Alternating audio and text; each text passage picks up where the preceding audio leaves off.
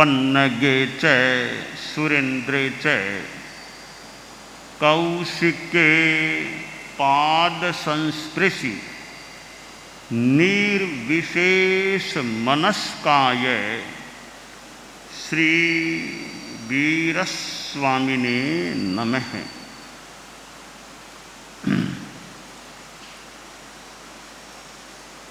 संवत्सरी का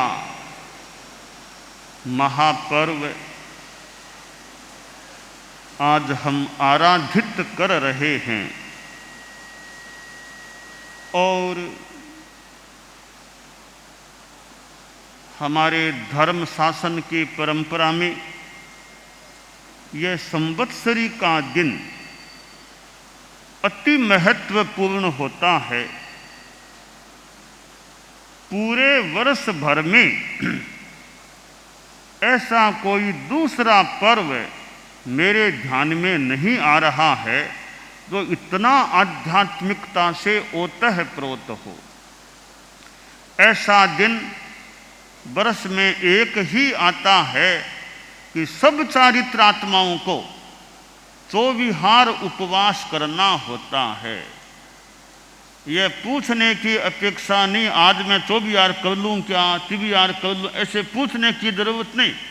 यह अप्रष्टव्य होता है, बस आज 24 उपवास का दिन है और कोई दूसरा दिन भले महावीर जयंती का दिन आता है, दीपावली का आता है, चतुर्मास लगने के चतुर्दशी आती है, कोई भी दिन आता है, पर सब चारित्रात्माओं को 24 उपवास करना ऐसा नियम और किसी भी दिन के साथ जुड़ा हुआ नहीं है।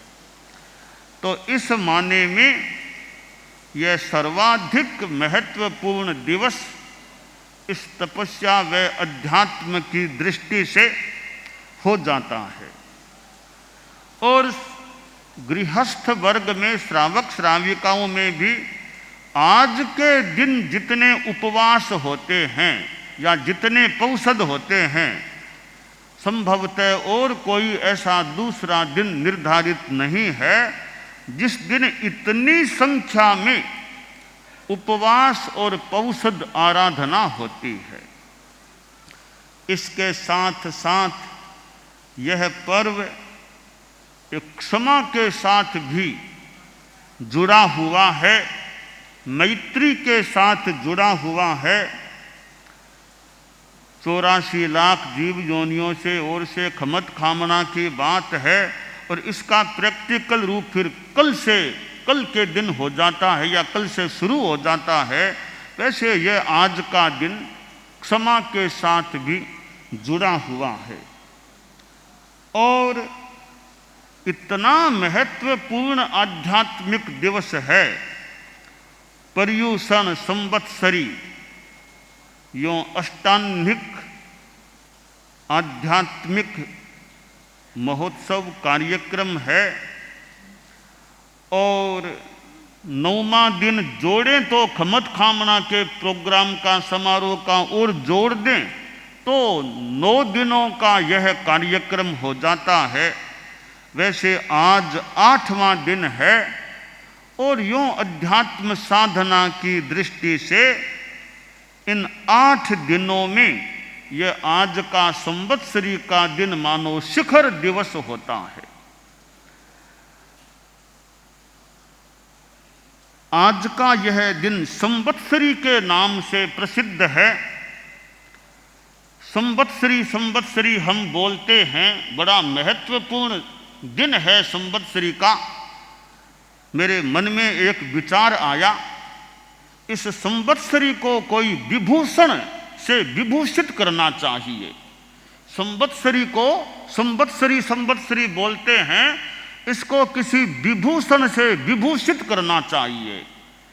व्यक्तियों को अलंकरण दिया जाता है, परिवार को भी कोई अलंकरण दे दे, कोई संस्था को भी अलंकरण मिल जाए, पर पर्व को भी तो बड़ी भावना, सम्मान की भावना के साथ कोई अलंकरण दिया जा सकता है।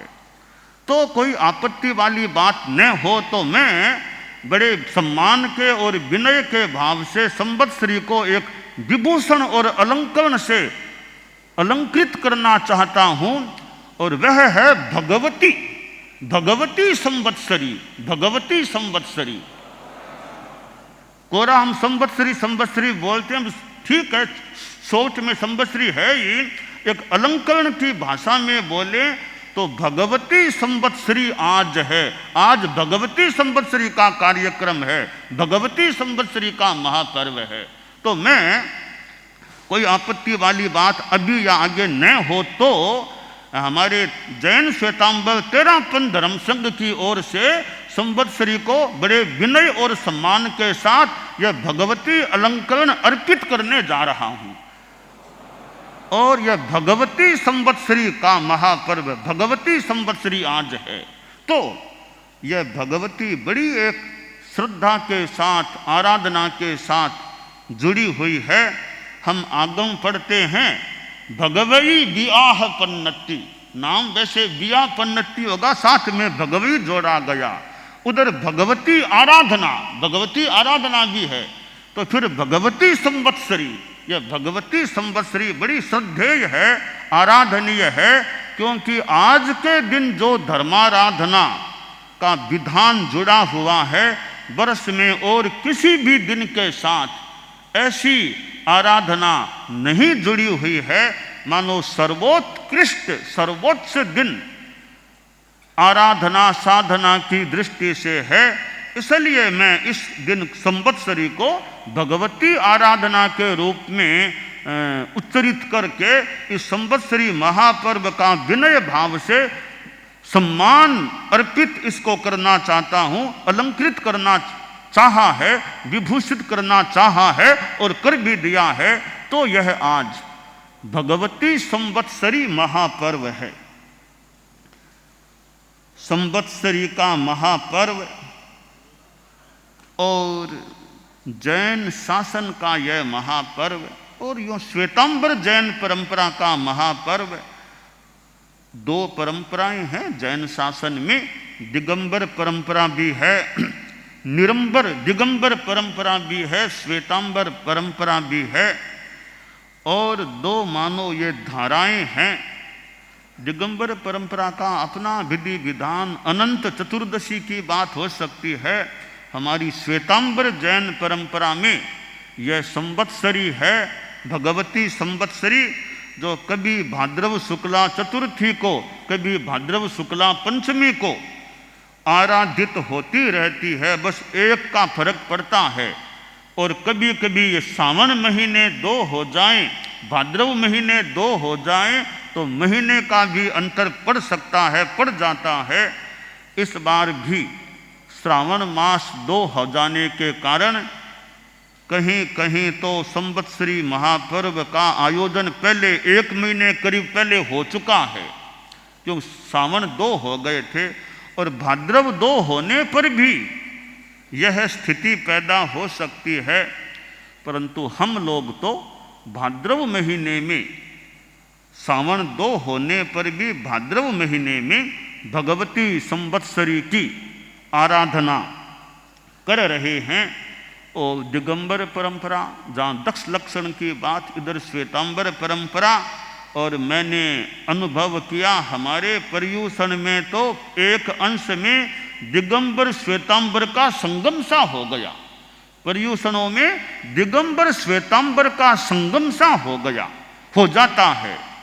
संभवतः कई वर्षों से हो रहा है, कुछ वर्षों से। संगम कैसे कि जहाँ तक मैंने जाना, दिगंबर परंपरा में 10 लक्षण 10 धर्मों की बात है। तो हम पर्यूषण में हमारे खाद्य संयम दिवस, स्वाध्याय दिवस आदि की विवेचना भी करते हैं। साथ में 10 धर्मों की भी विवेचना हमारे यहाँ गुरुकुलवास में पर्यूषण में हुआ करती है, इस बार भी हुई है। तो यह दिगंबर और श्वेतांबर दोनों आमनायों की मानो कुछ बात का यह संगम सा हो जाता है। तो जैन शासन में जहाँ एक और साधु परंपरा है, दूसरी ओर श्रावक परंपरा, साधु है तो साध्वी भी, श्रावक है तो श्राविकाएं भी, चतुर्विध श्रमण संघ की यह परंपरा है। और साधु जो पूजनीय होते हैं, वंदनीय होते हैं, और श्रावक भी एक साधना करने वाले, एक सीमा तक मानो साधक होते हैं। जैन शासन में नमस्कार महामंत्र का भी बड़ा महत्वपूर्ण स्थान है। और नमस्कार महामंत्र को मानो ये महामंत्र कह करके इसका सम्मान मानो संवर्धित हुआ है। नमस्कार महामंत्र, मंत्र भी कहते हैं और यो नमस्कार महामंत्र। जैसे संवत्सरी को भगवती संवत्सरी, तो नमस्कार महामंत्र पहले से ही महामंत्र के रूप में प्रतिष्ठित है। और जैन है तो नमस्कार महामंत्र जैन कौन? जो नमोकार धारो, नमस्कार महामंत्र को धारण करने वाला, नमस्कार महामंत्र का जप करने वाला जैन होता है। जैन का छोटा सा लक्षण, कहीं जाएं और मकान पर नवकार मंत्र लिखा हुआ है तो अनुमान लगा लें किसी जैन गृहस्थ का मकान होना चाहिए। तो नवकार मंत्र, नमस्कार महामंत्र जैन शासन में प्रतिष्ठित है। दिगंबर हो या श्वेतांबर, स्थानकवासी हो या तेरा कोई भी नवकार मंत्र को, नमस्कार महामंत्र को कौन नहीं मानता है। तो यह जैन शासन के अनुयायियों को नमस्कार महामंत्र का जप भी करना चाहिए। यह जैनत्व का एक लक्षण है, बड़ा पवित्र महामंत्र है। कर्म निर्जरा का भी अच्छा साधन यह बन सकता है। जैन समाज में जहाँ गृहस्थ हैं तो जैनत्व व्यवहार में भी रहे, जैन जीवन शैली रहे और खान पान की शुद्धि का भी ध्यान रहे। यूँ तो अनेक बातें हैं, सम्यक दर्शन है, अनेकांत है, श्रमण संस्कृति है, अहिंसा है, इच्छा परिमाण है, साधर्मिक वात्सल्य की भी बात है। तो यह आहार शुद्धि व्यसन मुक्ति की भी बात है कि खान पान में वो अशुद्धता न हो, कहीं हिंसा वाली चीज जो या त्याज्य परिवर्जनीय चीज है उसका सेवन कहीं भोजन में न हो जाए। तो यह जैन शासन से साथ जुड़ी हुई बात कि जैन है तो भोजन में अखाद्य अपेय वे चीज़ें भी न आ जाएं। तो यह भगवती संवत्सरी महापर्व का पादार्पण हुआ है। आज महापर्व का आराधन दिवस है और हम संवत्सरी की तिथि जो इस बार भाद्रव शुक्ला यह चतुर्थी है और गणेश चतुर्थी जैसे प्रसिद्ध है, तो यह भगवती संवत्सरी भी या तो गणेश चतुर्थी को या एक दिन बाद जैसे भी भाद्रव महीने में जो आती है वो आ जाती है। और यह वर्षावास का जो समय होता है और यह 50वें दिन यह पर्युषणा करने की बात होती है।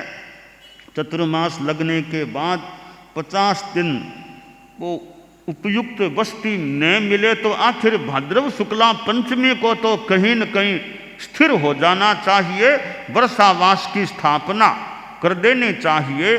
तो वर्षावास की स्थापना की अंतिम तिथि यह भाद्रव शुक्ला पंचमी होती है और इसके बाद आगे नहीं खिसकाना। आषाढ़ शुक्ला पूनम को मान लो, श्रावण कृष्णा पंचमी दशमी करते करते भाद्रव शुक्ला पंचमी आ जाए, फिर तो भले पेड़ के नीचे भी चौमासा लगा दो, कहीं न कहीं स्थिरता कर लेनी चाहिए। तो यह पर्युषण के साथ जुड़ी हुई बात है। चतुर्मास की स्थापना अनेक चीज़ें इसके साथ हो सकती है। भगवान महावीर ने भी पर्युषणा की थी और उनके पीछे भी ये मानो परंपरा चल रही है। और भगवती संवत्सरी और पहले के पर्युषण के जो 7 दिन हैं, इनमें हम अनेक विवेचनाओं के साथ परम आराध्य, परम श्रद्धेय, परम वंदनीय भगवान महावीर की अध्यात्म यात्रा की भी चर्चा, विवेचना, व्याख्यान, वर्णन किया करते हैं।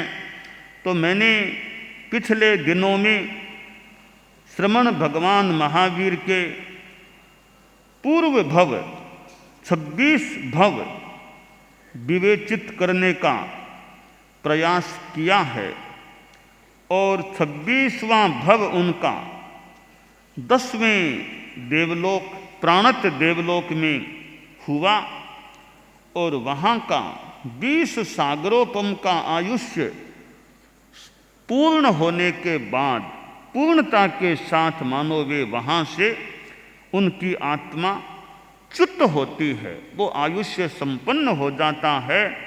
अब 27वें भव में आत्मा प्रवेश पा रही है और अवसर्पिणी काल में 6 अर, उत्सर्पिणी काल में भी 6 अर, यूँ 6 12 अर होते हैं। एकदम क्रम है, अवरोहण आरोहण, अवरोहण आरोहण। 6 अर अवसर्पिणी के और 6 अर उत्सर्पिणी के। अवसर्पिणी में अवरोहण होता है और उत्सर्पिणी काल में आरोहण हो जाता है और यह लंबा काल। और 12 अर कैसे कोई हमारे छोटे संतों को समझाना हो, बड़ों को भी लोगों को समझा सकते हैं कि 12 अर कैसे, तो घड़ी को देख लो। घड़ी में जैसे 12 अंक होते हैं, ठीक 12 ऐसे ही ठीक 12 अर होते हैं। घड़ी में देखो 12 के बाद सुइया अवरोहण में जाता है, 6 तक अवरोहण चलेगा। यह अब अवरोहण है, अवसर्पिणी काल के 6 अर हो गए। 6 के बाद सुइया ऊपर चलेगा, यह आरोहण हो गया।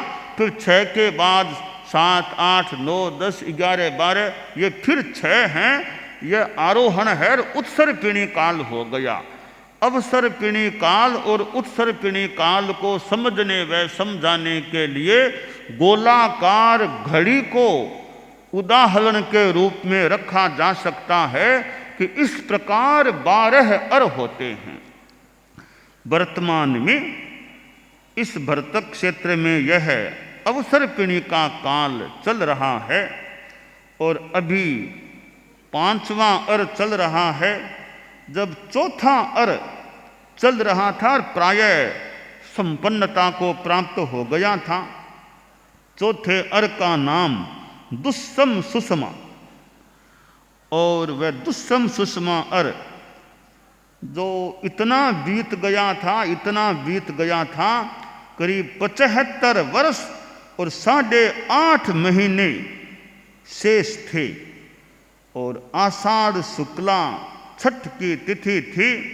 तब 10वें देवलोक से प्रभु महावीर जो बाद में बने थे, उनकी आत्मा च्युत हुई और इसी भरतक क्षेत्र में और फिर वैशाली नगरी, और जो वैशाली नगरी के उपनगर मान लें, जहाँ ब्राह्मण कुंड ग्रामपुर, वहाँ ऋषभ दत्त और देवानंदा ब्राह्मणी, कोडाल सगोत्र ऋषभ दत्त ब्राह्मण की भारिया जालंधर गोत्रिया देवानंदा ब्राह्मणी, उनकी कुक्षी में वह आत्मा प्रविष्ट होती है और गर्भाधान होता है, शिशु गर्भस्थ हो जाता है। ऐसे महापुरुष की माँ बनने का मौका मिलना भी व्यवहार की भाषा में कितनी बड़ी बात है। तीर्थंकर की माँ बनने का मौका मिले, कोई कोई माताओं को तीर्थंकर की माँ कहलाने का, माँ बनने का मौका मिलता है। माताएं तो माताएं हैं, पर तीर्थंकर की मां बनने वाली स्त्रीणाम शतानि शतसो जनयन्ति पुत्रान नान्या सुतम त्वदुपमम जननी प्रसूता सर्वा दिशो दधति भानि सहस्र रश्मिं प्राच्येव दिग्जनयति स्फुरदंसु जालम। जैसे भगवान ऋषभ की मां मरुदेवा थी, ऐसे तीर्थंकरों की माताएं मान लें तो भगवान महावीर जैसे तीर्थंकर को धारण करने वाली वो देवानंदा थी। मैं तो सोचता हूँ मूल मां तो देवानंदा थी, त्रिशला तो दूसरी मां थी, बाद की मां थी, पहली मां तो देवानंदा थी। देवानंदा बाद में भगवान महावीर के पास, बाद की बात है, गई, भगवान महावीर को देखा, इतनी वो प्रफुल्लित हो गई, पता नहीं कैसे अनिमेष सी हो गई होगी जो भी। और आगम में कहा गया है कि उसके स्तन से दूध की धार निकल पड़ी। तो भगवान महावीर से पूछा गया, ये ऐसे कैसे हो रहा, ये माता जी ऐसे कैसे दूध कैसे निकलने लग गया? भगवान महावीर ने कहा, ये मेरी माँ है, मैं इसका बेटा हूँ, मैं इसका आत्मज हूँ। तो मुझे देखा कि मानो मातृ स्नेह उमड़ गया, तो मातृ स्नेह से अभिभूत सी होकर इतनी खुश हो रही है, और वो मातृभाव इतना उजागर हो गया कि मुझे देखकर इनके स्तन से दूध की धारा बह निकली है। तो पहली माँ देवानंदा थी। खैर, देवानंदा की कुक्षी में भगवान महावीर की आत्मा गर्भस्थ हुई, और ऋषभ दत्त और देवानंदा भगवान पार्श्वनाथ की परंपरा में भगवान पार्श्व के अनुयायी भी थे, और शिशु रूप में गर्भस्थ हो गए हैं प्रभु। आगम में कहा गया है, तेणम कालेणम तेणम समयेणम समणे भगवम महावीरे पंच हत्थुत्तरे याविहोत्था हत्थुत्तराहिम चुए चुइत्ता गब्भम बक्कन्ते हत्थुत्तराहिम गब्भाओ गब्भम साहरिए हत्थुत्तराहिम जाए हत्थुत्तराहिम सब्बओ सब्बत्ताए मुंडे भवित्ता अगाराओ अनगारियम पब्बइए हत्थुत्तराहिम कशिणे परिपुन्ने अब्बा घाए निरावरणे अनंते अनुत्तरे केवल वर नान दंसने समुपन्ने। भगवान महावीर के 5 महत्वपूर्ण प्रसंग हस्तोत्तरा नक्षत्र यानी उत्तरा फाल्गुनी नक्षत्र में संपन्न हुए, और हस्त जिसके उत्तर में उत्तरा फाल्गुनी नक्षत्र के योग में हुए। 5 प्रसंग कि वे जब देवलोक से च्युत हुए थे तब भी उत्तरा फाल्गुनी हस्तोत्तरा नक्षत्र था, गर्भ में आए तब हस्तोत्तरा नक्षत्र था। नंबर 2, उनका बाद में संहरण हुआ, वो भी हस्तोत्तरा नक्षत्र में। उनका जन्म हुआ, वह भी हस्तोत्तरा नक्षत्र में हुआ, और उन्होंने दीक्षा ली थी, वो भी हस्तोत्तरा नक्षत्र में। और केवल ज्ञान केवल दर्शन की प्राप्ति हुई, वो भी हस्तोत्तरा नक्षत्र में। ये 5 प्रसंग उनके हस्तोत्तरा नक्षत्र में संपन्न हुए थे। परिनिर्वाण के साथ स्वाति नक्षत्र का योग आश्रय। तो नक्षत्र के योग की बात, और देवानंदा ब्राह्मणी के गर्भ में हैं, और ऐसा बताया गया है कि स्वर्ग में इंद्र ने देखा कि तीर्थंकर का जीव जिस क्षेत्र में है, जिस जगह पर है, ब्राह्मण कुल में है, तो ऐसा उचित लगा होगा कि और किसी क्षत्रिय वंश में ट्रांसफर किया जाना चाहिए। अब देव जगत है, इंद्र महाराज हैं, वो मान लें कुछ ध्यान रखने वाले होंगे हमारी धरती के, तो उनको लगा हो सकता है, जैसा आगम में कुछ है भी, कि भी ऐसा महापुरुष क्षत्रिय कुल में होना ठीक रहेगा।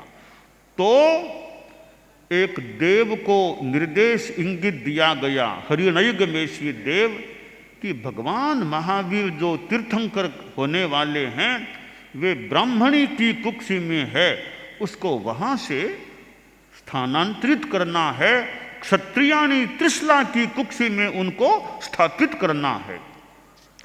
जैसा इंगित, अनुकंपा का भाव जो भी, और देव ने अपनी विधि के अनुसार भगवान महावीर का जो शिशु रूप में जो शरीर था, जो स्थिति थी, उसको वहां से उठा करके त्रिशला क्षत्रियाणी की कुक्षी में स्थापित, और वहां जो त्रिशला क्षत्रियाणी में जो गर्भ था उसको देवानंदा के वहां यूं एक विनिमय का सा कार्यक्रम संपन्न किया। ठीक है, जैसा उल्लेख मिलता है तो त्रिशला क्षत्रियाणी के पेट में, उदर में, कुक्षी में यह ट्रांसफरेंस का कार्य, गर्भ संहरण का कार्य संपन्न हुआ। यह गर्भ काल की 83वीं 83rd रात्रि का समय था। आश्विन कृष्णा त्रयोदशी की यह बात है। और जब त्रिशला क्षत्रियाणी के वहाँ वह गर्भ पहुँचता है, पहुँचाया जाता है, तो पास पास में ही गांव थे, ब्राह्मण कुंड ग्राम, इधर क्षत्रिय कुंड ग्राम, तो एक दूसरे के यूँ आमने सामने थे। तो ऐसे महापुरुष की आत्मा आई तो पहले देवानंदा ने भी स्वप्न देखे, अब उनके स्वप्न तो मानो चले गए हैं। अब त्रिशला क्षत्रियाणी महास्वप्नों को देखती है रात्रि में और आनंद पुलकित हो जाती है। इतना आनंद, इतना सुख, आज इतना अच्छा लग रहा है, बहुत बढ़िया अनुभव हो रहा है। तो किसी को बताऊं तो महाराज सिद्धार्थ को जगाया जो भी, और कहा कि मेरी बात, क्या बात है, अभी क्यों जगाया मुझे? तो बहुत महत्वपूर्ण बात है, बताओ क्या बात है? कि आज मैंने रात्रि में 14 बहुत बढ़िया बढ़िया स्वप्न देखे हैं। पहली बार ऐसे 14 स्वप्न इस रूप में मैंने देखे हैं। मैंने अपने स्वप्नों में गजराज को देखा, वृषभ को देखा, सिंह को देखा, अभिषेक श्री को देखा, माला को देखा, चंद्र को देखा, सूर्य को देखा, ध्वज को देखा, कुंभ को देखा, पद्म सरोवर को देखा, सागर को देखा, विमान भवन को देखा, रत्न राशि को देखा, अग्नि को देखा। ये महास्वप्न, बढ़िया बढ़िया स्वप्न मैंने देखे हैं। इतना आज चित्त प्रसन्न है, आह्लादित है कि क्या बताऊं। महाराज सिद्धार्थ ने यह बात सुनी तो लगा सब बहुत ही बढ़िया स्वप्न आज महारानी ने देखे हैं। तो कहा, देवी तुमने बहुत ही अच्छे सपने देखे हैं, उदार, कल्याण, आरोग्य, तुष्टि, दीर्घायुष्य, कल्याण, मंगलकारक स्वप्न तुमने देखे हैं। मैं ज़्यादा तो नहीं कह सकता, ज़्यादा तो अधिकृत विद्वान जो हैं स्वप्न लक्षण शास्त्रों के, स्वप्न शास्त्रों के, मैं उनको बुलाऊंगा, उनसे जानकारी लूंगा। खैर रात्रि बीती और बाद में स्वप्न पाठकों को, स्वप्न शास्त्र वेत्ताओं को बुलाया गया। पंडित लोग आए और उनसे कहा गया कि महारानी जी ने ये 14 महास्वप्न देखे हैं। आपके शास्त्रों के अनुसार, आपके शास्त्रीय ज्ञान के अनुसार इन स्वप्नों का क्या फल होना चाहिए? स्वप्न लक्षण पाठक पंडित लोग थे, उन्होंने शास्त्र की भाषा का उच्चारण किया कि हमारे शास्त्रों में यह लिखा है।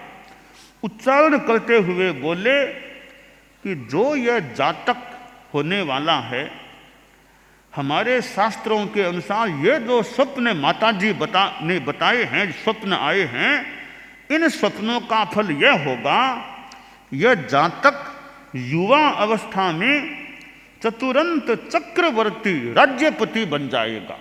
या तो चक्रवर्ती बनेगा अथवा वह धर्म के क्षेत्र में त्रैलोक्य नायक धर्म चक्रवर्ती बन जाएगा। दोनों में कोई एक अवश्य बनेगा।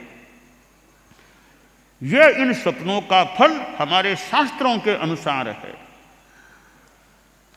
बहुत ही खुशी की बात कि ऐसी महान आत्मा गर्भस्थ हुई है और गर्भकाल में यह भी एक प्रसंग कि शिशु गर्भस्थ था।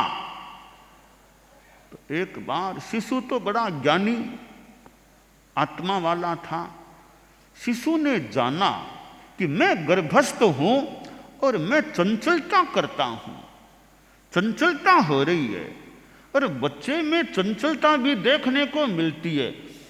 मैंने कभी कभी छोटे बच्चों को देखा। ये छोटे बच्चे 4 महीने के दर्शन के लिए लोग लेकर आते हैं, उनको नीचे रखते हैं। बच्चा कभी पाँव को फेंकेगा, कभी कुछ करेगा, यानी बच्चे में चंचलता लगती है। और वो सहज उसकी बच्चे की चंचलता थोड़ी अच्छी भी लगती है कि बच्चे में बच्चा चंचल न हो तो क्या बूढ़ा चंचल होगा क्या फिर। तो बच्चे की चंचलता, बाल सुलभ चपलता। तो कभी कभी बच्चों की चपलता, हमारे छोटे छोटे संत होते हैं बहुत छोटे, उनमें भी थोड़ी चंचलता, कभी दौड़ना, कभी सीढ़ियाँ लांग देना, यूँ चंचलता उनकी थोड़ी हो सकती है। वो बालावस्था की चंचलता है, बाल सुलभ चपलता है। और छोटे छोटे संत 9 वर्ष के, 9.25 वर्ष के, 10 वर्ष के, उनकी थोड़ी बाल सुलभ चपलता हो सकती है। पर वे छोटे छोटे संत कभी थोड़े बड़े बन जाते हैं। कितने अच्छे ज्ञानी वक्ता, संघ की सेवा करने वाले भी आगे जाकर के बन सकते हैं। छोटे छोटे दयाचार्य कितनी छोटी उम्र में दीक्षा लेने वाले थे और बाल मुनि थे। और एक समय आया हमारे धर्म संघ के प्रमुख बन गए थे, आचार्य बन गए थे। तो बच्चे की चंचलता होती है। कई बार तो बच्चा बिल्कुल चंचलता न करे तो असुहावना हो सकता है। वो उदाहरण इस घटना का है। गर्भस्थ शिशु ने ध्यान दिया कि मैं तो चंचलता कर रहा हूं, तो मां के उदर में मैं हूं और यूं चंचलता करता हूं, इससे तो मां को कष्ट होता होगा।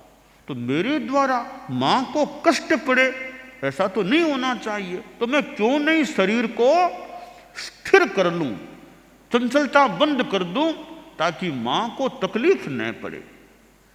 तो शिशु ने ऐसा ही किया, शरीर को स्थिर कर लिया। जैसे प्रेक्षा ध्यान में कायोत्सर्ग, काय गुप्ती का प्रयोग होता है, मानो कि कुछ वैसा प्रयोग कर लिया। गर्भावस्था में शरीर की स्थिरता, कायोत्सर्ग कह दें, काय गुप्ती कह दें, शरीर की स्थिरता कह दें, वो प्रयोग किया। सोचा अब मां को तकलीफ पड़नी बंद हो गई होगी। उधर मां त्रिशला को लगा रे यह नई बात क्यों हो गई, क्या हो गई, यह स्पंदन गर्भ का बंद कैसे हो गया। मां तो डर गई, मानो चिंता शोक सागर में निमग्न हो गई।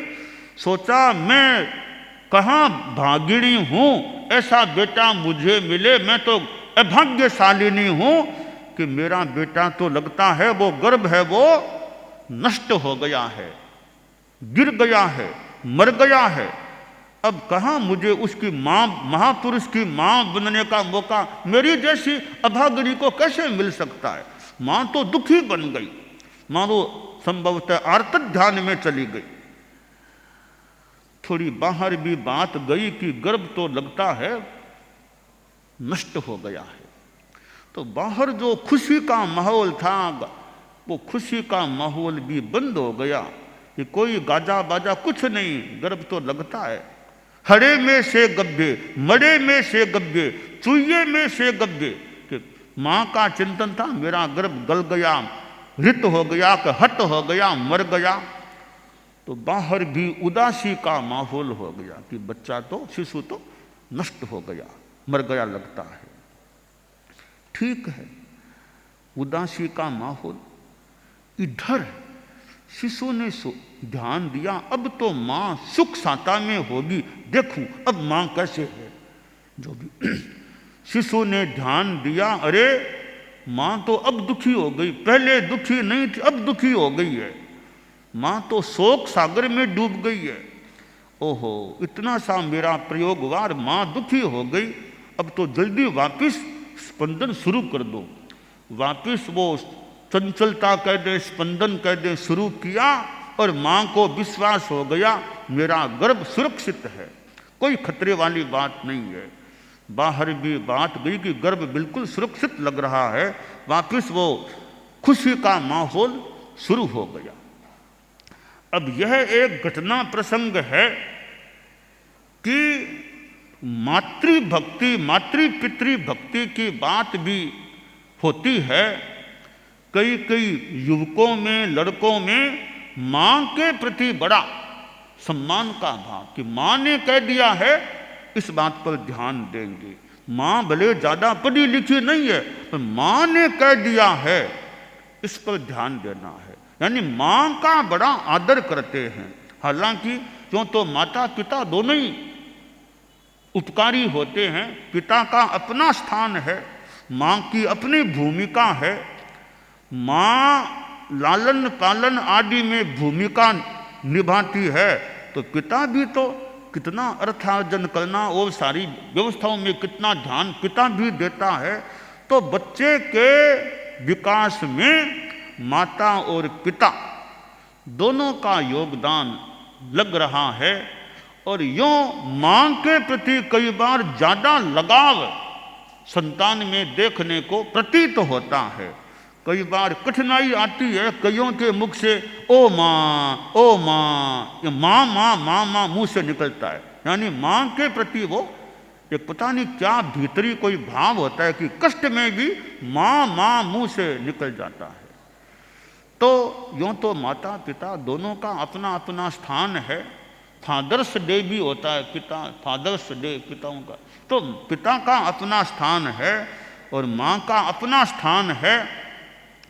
तो शिशु ने सोचा कि मैंने थोड़ी देर स्पंदन बंद किया था और माँ कितनी शोक सागर में चली गई, दुखी हो गई, तो अगर मैं दीक्षा लूँगा माता पिता की विद्यमानता में, उनको कितना कष्ट होगा, ऐसा काम मैं नहीं करूँगा।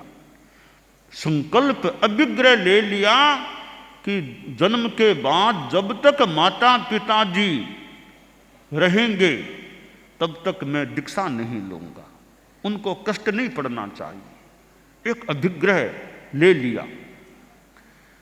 और हमारे संतों ने भी बचपन में स्कूल में श्रवण कुमार का पाठ कईयों ने पढ़ा हो तो पढ़ा हो सकता है। स्कूल के हमारे किताबों में श्रवण कुमार कि कैसे माता पिता की सेवा करने वाला श्रवण कुमार था। बहुत एक उदाहरण है माता पिता की भक्ति की दृष्टि से श्रवण कुमार का। आज भी कोई श्रवण कुमार के जितने एक थोड़े उससे कम मात्रा वाले लोग मिल सकते हैं तो माता पिता का बड़ा ध्यान रखने वाले हैं। माता पिता का एक उपकार होता है संतान पर, एक उनका स्थान होता है। तो माता पिता की अवज्ञा, आसाधना, अवहेलना वो अवांछनीय चीज न हो, यह ध्यान रखना संतान का भी एक फर्ज होता है कि जिस माता पिता ने जन्म दिया, हमको बड़ा किया, पाला पोसा, खुद तकलीफ पा करके बच्चे का ध्यान रखा, माँ खुद कष्ट पा करके बच्चे की सुरक्षा का ध्यान देती है। और बच्चे की रक्षा के लिए माँ कालूगणी की माँ थी। कालूगणी जब जन्मे थे, जन्म हुआ था, उन दिनों की बात कि ऐसा लगा कोई प्रेत आत्मा, कोई ऐसा कुछ आया है और कुछ वह बच्चे को मानो लेने का, वो प्रेत आत्मा सा जो लग, दैत्य कह दें कुछ भी, वो कुछ बच्चे को लेने का प्रयास। तो छोगा जी ने ऐसा पछाड़ा उसको, ऐसा पछाड़ा तो फिर वापिस वो आया ही नहीं, ऐसा कहा जाता है। यानी बच्चे की सुरक्षा, बच्चे की सुरक्षा। तो माँ पिता का एक उपकार होता है सामान्यतया, और माँ तो इतनी बच्चे से जुड़ी हुई रहती है कि पिता तो फिर भी बाहर चले जाए, ऑफिस गया, माँ के साथ तो बच्चा मानो दिन भर कितना रहता है, तो माँ के साथ वो ज़्यादा लगाव बच्चे का हो सकता है। और माँ की गोदी बच्चे का मानो घर होता है, बच्चे का घर माँ की गोदी है। उस माँ के पास है मानो बच्चा निर्भय है, निशंक है, अब मुझे खतरा नहीं है, माँ के पास हूँ अब खतरा नहीं है, या पिता के पास हूँ अब खतरा नहीं है। तो बच्चों, छोटे बच्चे में ऐसा मानो आश्वासन होता है कि माँ के पास हूँ, पिता के पास हूँ, अब खतरा नहीं है, ऐसा प्रतीत होता है। तो यह शिशु, भगवान महावीर जो शिशु रूप में थे, इतना माता पिता का ध्यान दिया और संकल्प कर लिया, माता पिता के जीवन काल में उनकी विद्यमानता में मैं दीक्षा भी नहीं लूंगा। आखिर गर्भ और विकसित होता है और 9.25 महीने का समय संपन्नता को जब प्राप्त होता है और चैत्र शुक्ला त्रयोदशी की मध्य रात्रि का समय और वह उत्तरा फाल्गुनी नक्षत्र का योग ईसा पूर्व 599 और विक्रम पूर्व 542 में वो चैत्र शुक्ला त्रयोदशी की रात्रि में त्रिशला जी, क्षत्रियाणी त्रिशला, एक शिशु को प्रसूत करती है। और ऐसा महाभागी शिशु और भागिनी माँ और भाग्यवान पिता, एक ऐसे शिशु का जन्म हो रहा है जो मानो दुनिया में एक हमारे भरतक क्षेत्र में सूर्य, अध्यात्म के सूर्य के रूप में होने वाले हैं। ऐसे भावी तीर्थंकर का, जो उसी जन्म में तीर्थंकर बनने वाले हैं, चैत्र शुक्ला त्रयोदशी को उनका जन्म हो जाता है। और जन्म होने पर फिर ऐसे घराने में जन्म हो तो कितना खुशियों का माहौल, कैदियों को रिहा करना और कितनी खुशी की चीज़ें, और खुशी की चीज़ें वर्तमान में भी बच्चे का जन्म होता है तो कितनी खुशियाँ होती होगी, क्योंकि बच्चा जन्मा है। और आज हम देखें कि यह कन्या सुरक्षा की जो बात आती है, कन्या सुरक्षा, और यह एबॉर्शन जैसी बातें जो कभी होती है, बाकी तो आप लोग गृहस्थ हैं, परंतु कन्या है, कन्या भ्रूण है, इस आधार पर उसका हनन करा लेना, वध करा लेना एक पंचेंद्रिय प्राणी की हिंसा का कार्य है। भी कोई बात नहीं, बच्चा बच्ची जो भी है, आखिर पैदा हुआ है तो उसका हनन करा लेना बहुत ही एक चिंतनीय बात होती है। फिर बाद में कई बार लोग आते हैं कि प्रायश्चित लेना है, प्रायश्चित दे दो, ऐसा कर लिया था, एबॉर्शन करा लिया था, तो बाद में सोचना पड़े भी ये हिंसा का कार्य है। और डॉक्टर लोग भी चिंतन रखें भाई कि भाई ऐसा कोई हिंसा का कार्य है जो कानून तय भी ठीक है या नहीं, वैसे धर्म की दृष्टि से भी चिंतनीय है, तो कहीं ऐसा अवांछनीय कार्य, अनुचित कार्य डॉक्टर के द्वारा भी न हो, माता पिता भी ऐसा कार्य न करवाएं, न करें। तो इस दृष्टि से यह भ्रूण हत्या की बात है कि कन्या भ्रूण है, इसलिए ऐसा हनन कर दिया जाए। तो ठीक है, कन्या का अपना भाग्य हो सकता है, संसार में आया है, आपके उदर में आया है, अब उदर में ही उसको खत्म करने का प्रयास होता है, ये एक चिंतन की बात। तो ये कन्या सुरक्षा की जो बात चलती है, जगह जगह कई बार हम लोग के रोड पर कन्या सुरक्षा सर्किल, कन्या सुरक्षा सर्किल ऐसे कई जगह मिलते हैं, अखिल भारतीय राष्ट्र महिला मंडल और ये कन्या सुरक्षा का। तो कन्या सुरक्षा का मतलब इसकी व्याख्या भी हो सकती है कि कन्या सुरक्षा किस रूप में, कि कन्या भ्रूण हत्या नहीं हो, यह पहली बात, भ्रूण हत्या न हो इस रूप में कन्या सुरक्षा। और सुरक्षा कैसे, कन्या के संस्कारों की सुरक्षा हो, कन्या में अच्छे संस्कार भी बने रहें, संस्कार दें और संस्कारों की सुरक्षा भी हो, कन्या में अहिंसा, नैतिकता और एक सीमा का यथोचित विनयशीलता, इधर प्रतिभा का विकास, अच्छी बातें कन्या में हो तो कन्या सुरक्षा, यानी कन्या भ्रूण की हिंसा न हो, इस रूप में कन्या सुरक्षा। तो माता पिता का अपना बड़ा महत्वपूर्ण स्थान होता है। तो माता पिता तो एक माँ तो ममता की एक मूर्ति ममता वाली होती है, माँ में जो ममता होती है, किस प्रकार बच्चे का ध्यान माँ पिता भी ध्यान रखते हैं, माता पिता दोनों का ही एक स्थान है। तो जो ये कन्या भ्रूण हत्या जैसी बात है उस पर भी गृहस्थों को ध्यान रखना चाहिए, अवांछनीय हिंसा का कार्य न हो जाए, क्योंकि पंचेंद्रिय प्राणी मनुष्य आया है, उसकी हिंसा हत्या का काम जो पापकारी हो वो न हो, इस पर भी गृहस्थ समाज को भी ध्यान रखना चाहिए। तो अब शिशु का जन्म हो गया और बड़ी खुशी हो रही है, राजघराने जैसा एक स्थान और सत्ताधीश क्षत्रिय कुल, तो ऐसे बच्चे का जन्म कितना आह्लाददायी और कितनों के लिए दुख मुक्ति का, कि जेल में बंदियों को मुक्त होने का मौका मिले, गरीबों को सहायता की सामग्री मिले, किसी को मिठाइयाँ खाने को मिले, एक खुशी का माहौल जो गृहस्थों में होता है, उस प्रकार का माहौल। तो बच्चे का जन्म हो गया, सामान्य बच्चा नहीं कि महाबच्चा है, कोई महाबालक महाशिशु है, उसका यह जन्म हुआ है।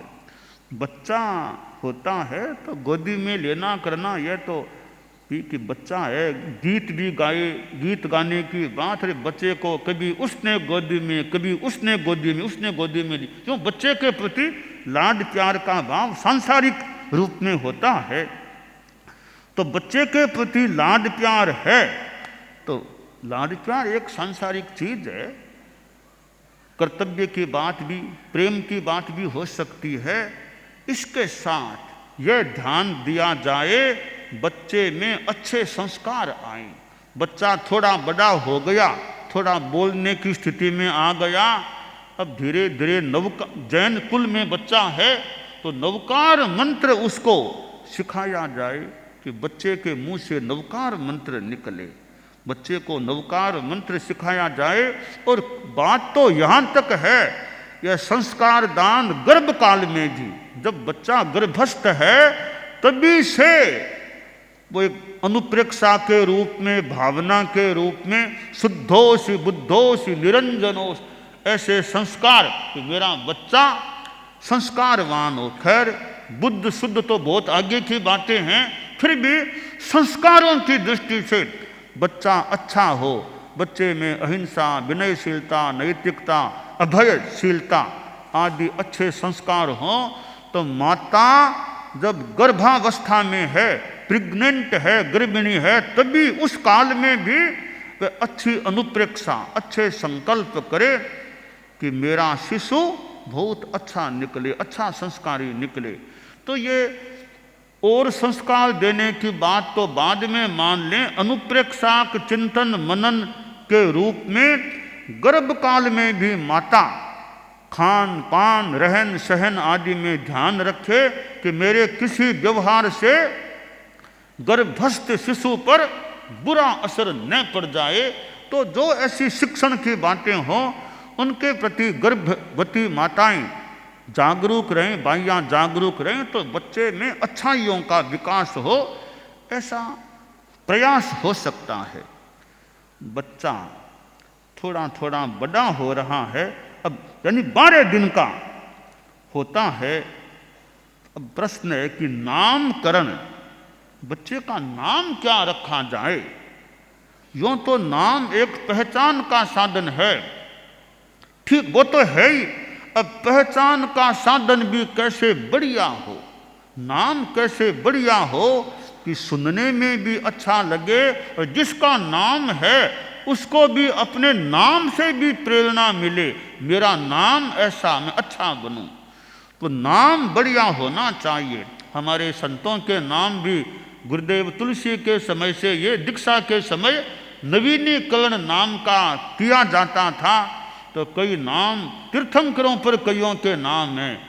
मुनि ऋषभ कुमार, पहले तीर्थंकर का नाम आ गया, अजित कुमार, संभव कुमार, ऐसे कई, सुमति, पद्म, और ये सुपाश्वेत, सुविधि है, ऐसे कई तीर्थंकरों पर नाम है हमारे संतों के। तो उनका नाम लेने से तीर्थंकर का नाम भी मानो मुख पर किसी रूप में आ जाता है। हमारे महावीर तो हैं ही, मुनि महावीर ऋषभ भी हैं हमारे गुरुकुलवास में, पहले भी हैं, अंतिम तीर्थंकर महावीर के नाम के भी हमारे ये द्रव्य महावीर, मतलब नाम महावीर हैं, नाम तो है ही, तो साधु हैं तो कम से कम साधु हैं, मुख्य मुनि हैं।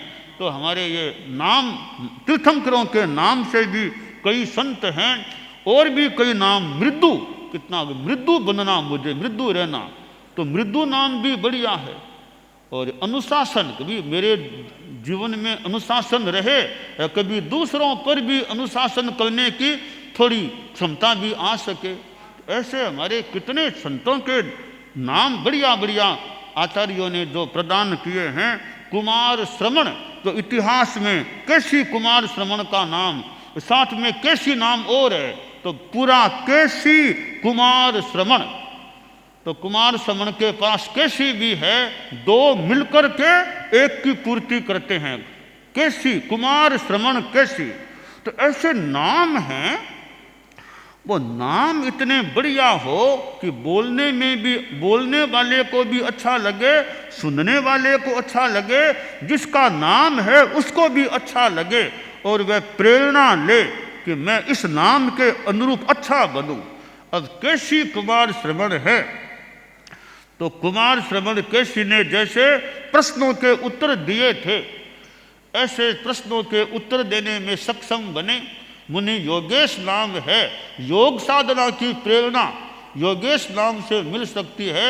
एक एक संतों को देख लें, वर्धमान भी हमारे संत है, जितेंद्र भी हैं, इधर विस्तृत कीर्ति, यानी विस्तृत होना, प्रसिद्ध, अच्छे काम में विस्तृत होना। ऐसे छोटे संतों के जो नाम, बड़ों के भी जो भी नाम दिए गए हैं, तो नाम बढ़िया होने चाहिए। साधियों के भी नाम हैं, मैंने संतों के नाम ले लिए, उपलक्षण से साधियों के नाम भी गातव्य हो सकते हैं। तो अब प्रश्न है कि 12वां दिन आज आ गया, 12 दिन का शिशु हो रहा है, अब नामकरण संस्कार होना चाहिए। तो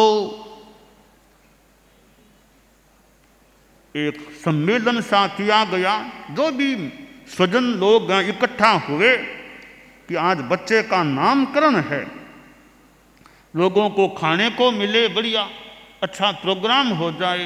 ये कोई कोई मौके होते हैं जब संबंधी लोग मिलते हैं, हमेशा तो कौन मिले सारे, अपने एक मौके पर लोग आते हैं, तो मिलना भी हो जाता है, प्रीति भोज भी हो जाता है, कुछ बातें चितें भी हो सकती है। तो आज तो नामकरण का प्रोग्राम है, स्वजन लोग बैठे हैं, पिता सिद्धार्थ, इधर माता त्रिशला।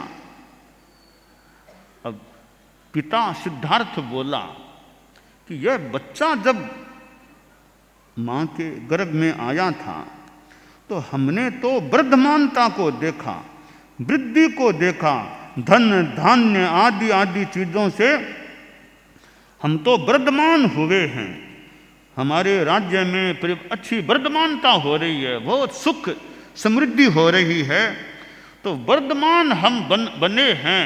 तो मेरा प्रस्ताव है कि मेरे बेटे का नाम वर्धमान रखा जाए। आपको कैसा लगता है? नहीं, बच्चे का नाम वर्धमान रखें तो कैसा? इकट्ठे लोग बोले, भाई कि हमें क्या दिक्कत है, पिता की इच्छा है तो हमें क्या दिक्कत है, का बहुत अच्छा नाम है वर्धमान, तो बढ़िया रखिए, यही नाम रखिए आप। तो पिता की बात का समर्थन भी मानो हो गया और बच्चे का नाम वर्धमान स्थापित हो गया। अब वर्धमान वर्धमान वर्धमान वर्धमान यानी बढ़ता हुआ बढ़ता हुआ बढ़ता हुआ। हमारे यहाँ वर्धमान महोत्सव मनाया जाता है और हर साल प्रायः वर्धमान हम महोत्सव मनाते हैं। इस बार का भी कहाँ मनाना अभी तय नहीं किया है। मुंबई, बृहत्तर मुंबई में कहीं मनाना संभावित है। अभी क्षेत्र का ऐसे नाम तय नहीं है, कभी देखना है तो वर्धमान महोत्सव होता है। तो अब वर्धमान कुमार वर्धमान और बड़ा हो रहा है, तो बच्चे तो खेलते भी हैं, बचपन में खेलना भी चलता है और खेलने से मनोरंजन हो जाता है। ठीक है, अध्यात्म की भूमिका में तो अब खेल खेल गेम्स, आजकल तो बच्चे पता नहीं ये आपके वीडियो गेम्स वगैरह क्या क्या खेलते होंगे। पुराने ज़माने के खेल तो फीके पड़ गए होंगे। अब आजकल के मोबाइल फ़ोन वीडियो गेम्स, इनके सामने पुराने खेल तो फीके पड़ गए हो सकते हैं।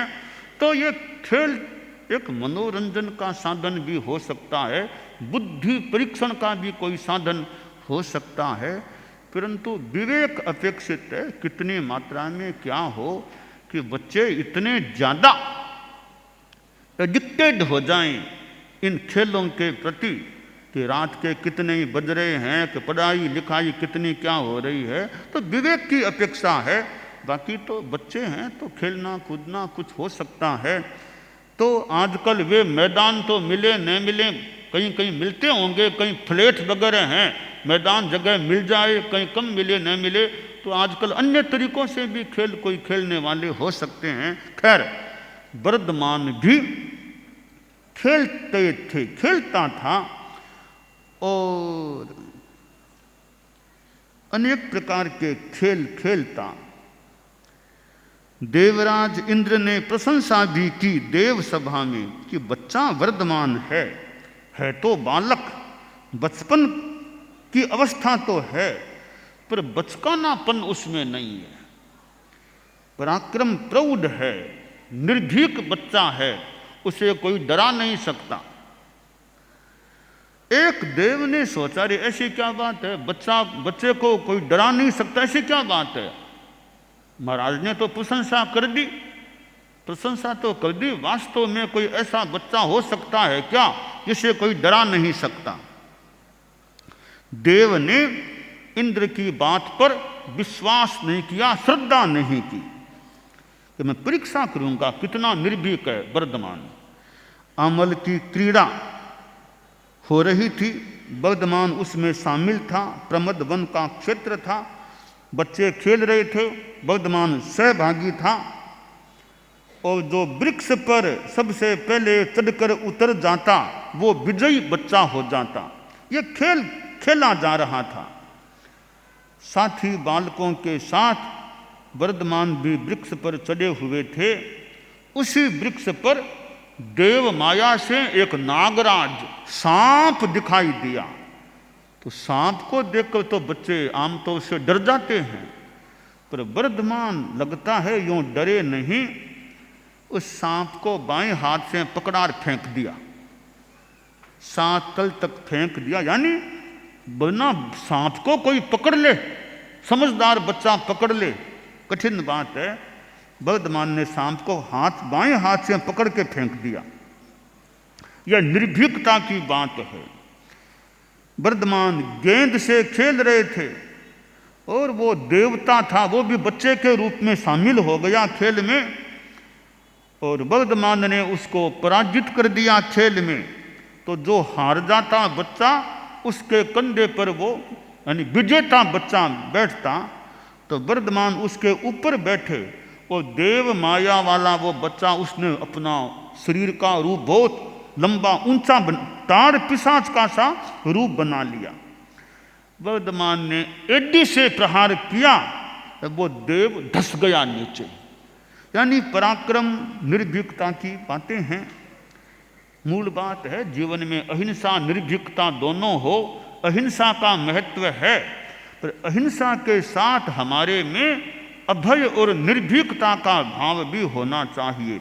हमारा अभय इस रूप में कि न तो डरना न फालतू किसी को डराना, न डरना न डराना, किसी को डराना भी नहीं चाहिए, डरना भी नहीं चाहिए, पर उद्दंड भी नहीं बनना चाहिए। ऐसा नहीं कि अभय हूं तो उद्दंडता करने लग जाए, उद्दंडता भी नहीं होनी चाहिए। अभय विनय का अतिशय अर्जन, अभय भी हो और साथ में विनय का भाव भी होना चाहिए। देव ने सोचा, इंद्र महाराज ने कहा था ना, इस बच्चे को छलना तो नामुमकिन चीज है। वह वर्धमान को बंधन करके चला गया। अब बच्चा थोड़ा और बड़ा हो गया तो बच्चे को तो स्कूल पाठशाला भेजना होता है।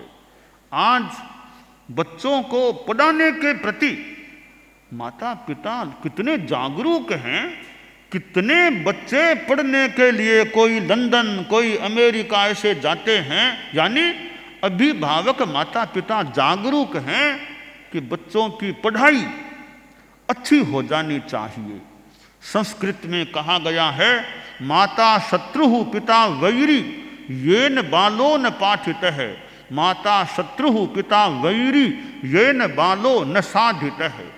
वे माँ शत्रु है, पिता दुश्मन है, जो बच्चे को पढ़ाते नहीं है, वो साधित नहीं करते हैं, यानी मान्य संस्कार नहीं देते हैं।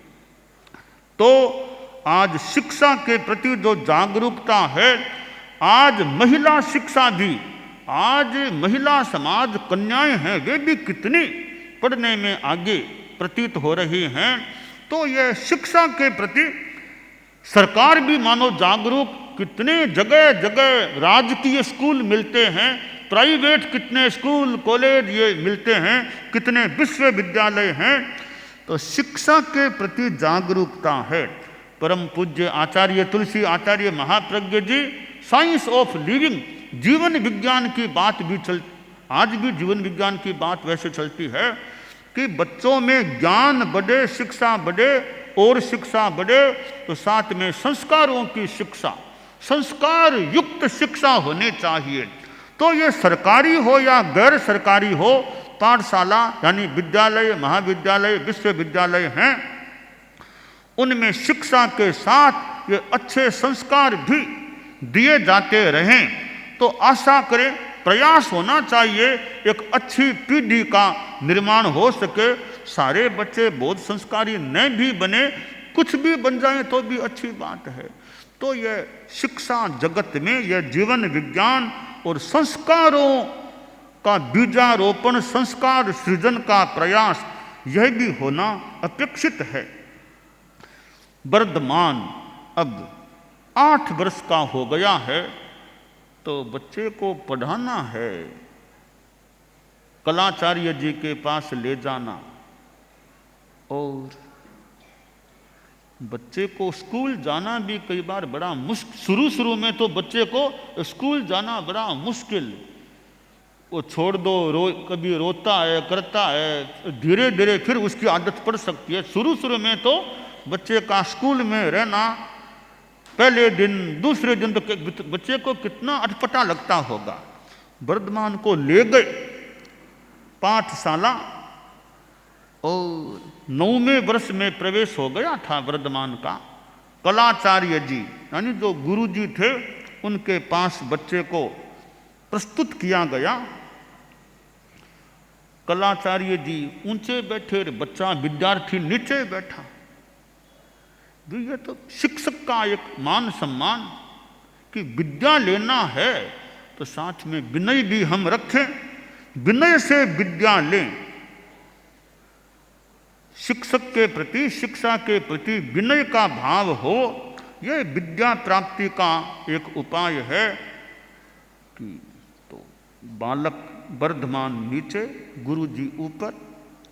इधर कहते हैं इंद्र ने देखा, अरे तीर्थंकर बनने वाले वर्धमान को भी पाठशाला ले जाया गया है, वहां पढ़ाया जाएगा, इसको क्या पढ़ाना है।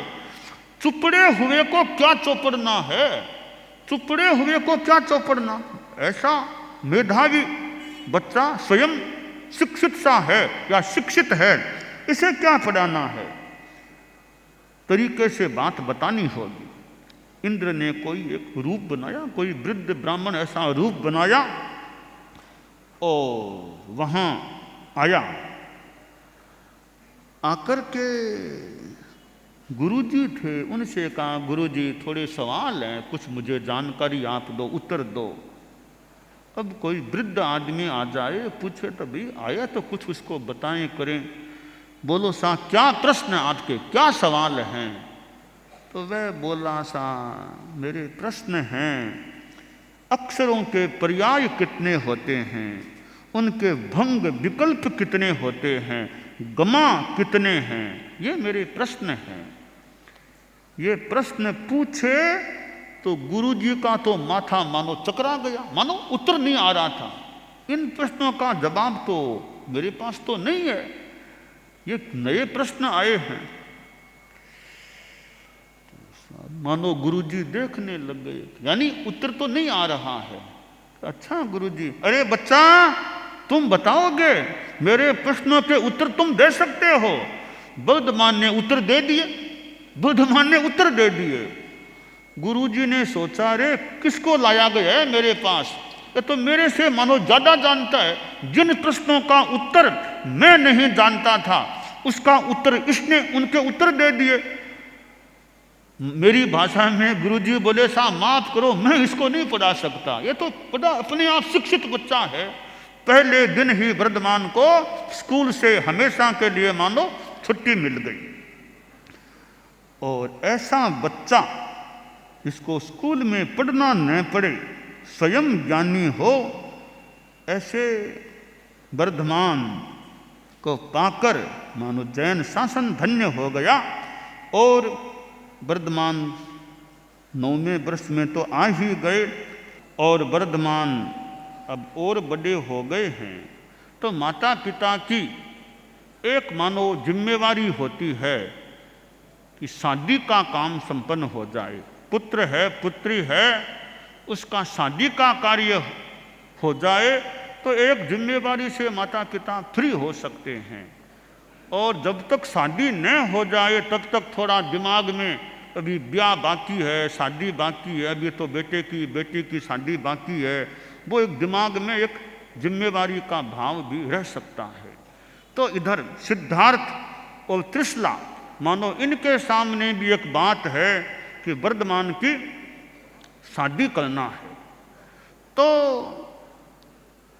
वर्धमान की शादी करें तो एक योग्य कन्या मिले तो अच्छी योग्य कन्या, वर्धमान के लायक योग्य कन्या मिलनी चाहिए। तो वर्धमान की कोई इच्छा कि वर्धमान की तो शादी की इच्छा है ही नहीं, वर्धमान तो शादी के इस बंधन में जाना भी नहीं चाहते। तो जो भी हुआ, जैसे तैसे जो भी यथार्थ है, आखिर शादी के लिए वो किसी रूप में तैयार हो गए। और हो सकता है माँ की मनुहार, माँ का कहना कि माँ ने कहा शादी तो कराऊंगी, तो आखिर वो मानो स्वीकार हो गया।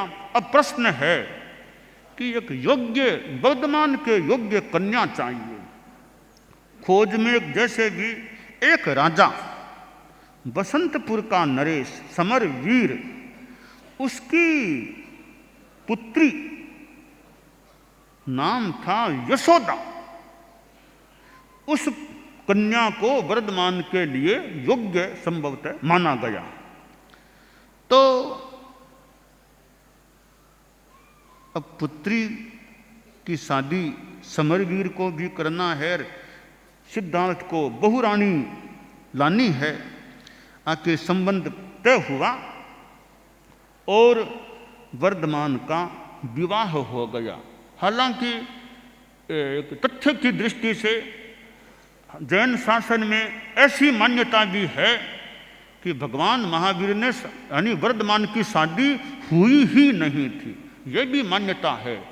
दिगंबर परंपरा का मानना है आश्रय कि वर्धमान की शादी हुई ही नहीं थी। श्वेतांबर परंपरा में माना गया है, जैसा हमारे आगम या ग्रंथों में जो है, वांग्मय में है कि वर्धमान की शादी हुई थी। तो हम तो श्वेतांबर परंपरा की बात बता रहे हैं। वर्धमान का विवाह भी हो गया और फिर एक संतान भी हुई, बेटी हुई। बेटी का नाम रखा गया प्रियदर्शना। कोई योग है। आचार्य भिक्षु ने भी गृहस्थावस्था में शादी की थी, उनके भी बेटी हुई, उनके बेटी हुई, महावीर के भी बेटी हुई। आचार्य भिक्षु और भगवान महावीर में अनेक बातों में समानता है। महावीर भी बेटी के बाप, पुत्री के पिता बने। भिक्षु स्वामी गृहस्थावस्था में पुत्री के पिता बने थे। तो योग है, समानता का योग है।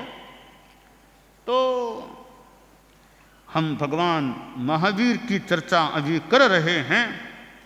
तो पुत्री हो गई, आगे जाकर दोयती भी हो गई, नाना भी बन गए कभी, आगे जाकर शेषवती नाम की दोयती भी हो गई थी।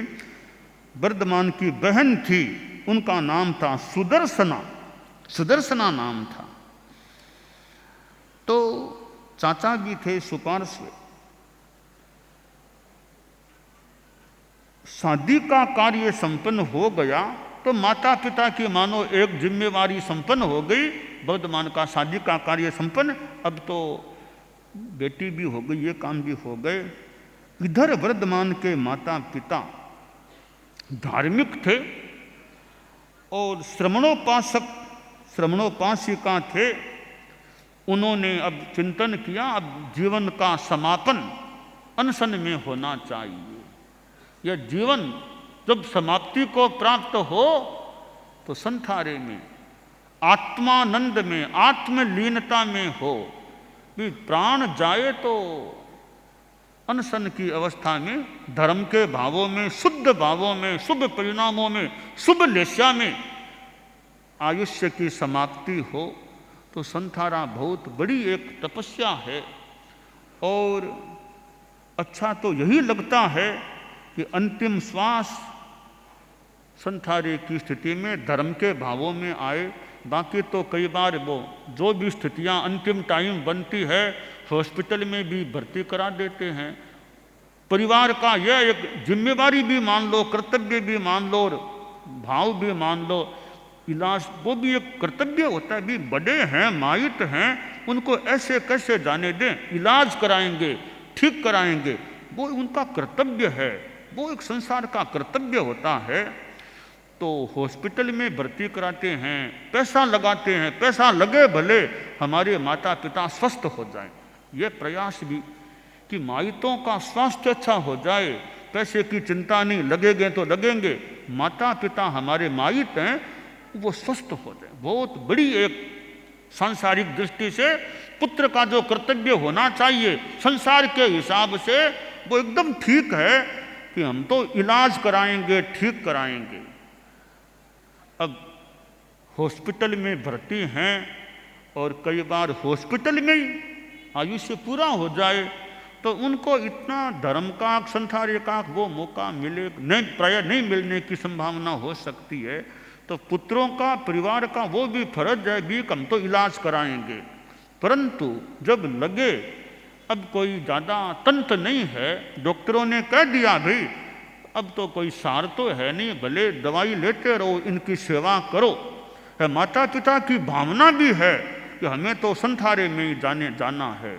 उनकी अच्छी भावना लगे तो फिर चिंतन के बाद उनको वो धार्मिक सहयोग भी देना चाहिए कि भी ठीक है, अब आप संलेखना करो, तपस्या करो, साधु संत हैं तो उनकी सहायता भी मिल जाए, उनको आध्यात्मिक सहयोग मिल जाए। चारित्रात्माएं हों गांव में तो उनके द्वारा संसारा, उचित लगे तो बेहोशी में संसारा नहीं कराना, एकदम भावना लगे, उचित लगे तो साधु साधियाँ वो भी आजकल प्राय गुरुकुलवास से अनुमति लिए बिना नहीं पचकाते हैं। तो अच्छा है कि जब लगे अब तो शरीर में दम नहीं है तो अब आत्मा की तरफ आगे बढ़ो, आत्मा का कल्याण हो।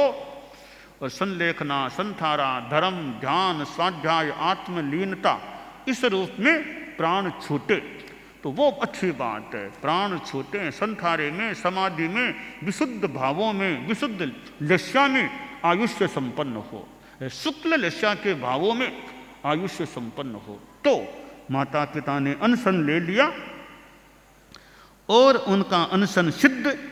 अब वर्धमान की अवस्था 28 वर्ष की है लगभग। अब वर्धमान ने सोचा माता पिता जी तो अब चले गए हैं, वे थे माइत थे, अब वे तो रहे नहीं, माइतों का साया वो तो उठ गया है। और मैंने जो गर्भावस्था में संकल्प किया, अभिक्रय किया, वह मेरा अब पूरा हो गया है। अब मुझे अपनी आत्मा के कल्याण की ओर भी आगे बढ़ना है, यानी दीक्षा लेनी है। तो दीक्षा के लिए भाई जी हैं नंदीवर्धन, चाचा सुपार्श्व हैं, इन आदि के सामने अपनी बात रखी कि अब मैं दीक्षा लेना चाहता हूँ, आज्ञा चाहिए मुझे दीक्षा की। तो नंदीवर्धन ने कहा अभी मौका नहीं है, अभी तो माता पिता का देहावसान हुआ है, संथारा सिद्ध देहावसान हुआ है, हम राजकीय शोक रखेंगे, तब तक तो दीक्षा की बात, राजकीय शोक काल में दीक्षा की बात नहीं। हम दीक्षा ठाट बाट से कराएंगे, यूं अभी शोक काल में नहीं हो सकती। तो शोक कब तक रखा जाएगा, राजकीय शोक कब तक चलेगा? ऐसा राजघराने में है तो 2 वर्ष का राजकीय शोक रहेगा, तब तक दीक्षा की अनुमति नहीं मिलेगी। ठीक है, भाई जी ने कह दिया है, भाई जी की बात भी मान ले। 28 वर्षों तक रहे माता पिता के लिए, 2 साल भाई जी के नाम करें अब। तो ठीक है भाई जी, जैसे आप कहो, बड़े भाई हैं, पिता न रहे फिर बड़ा भाई तो एक तरह से पिता स्थानीय होता है, मोटा भाई तात समान। पिता के चले जाने के बाद तो सबसे बड़ा भाई हो, वो एक तरह से पिता के स्थान पर व्यवहार में हो सकता है, हो जाता है। तो पिता पितृस्थानीय है नंदीवर्धन, उनकी बात भी मान ली। तो ठीक है, 2 साल मैं अभी दीक्षा नहीं ले रहा हूं।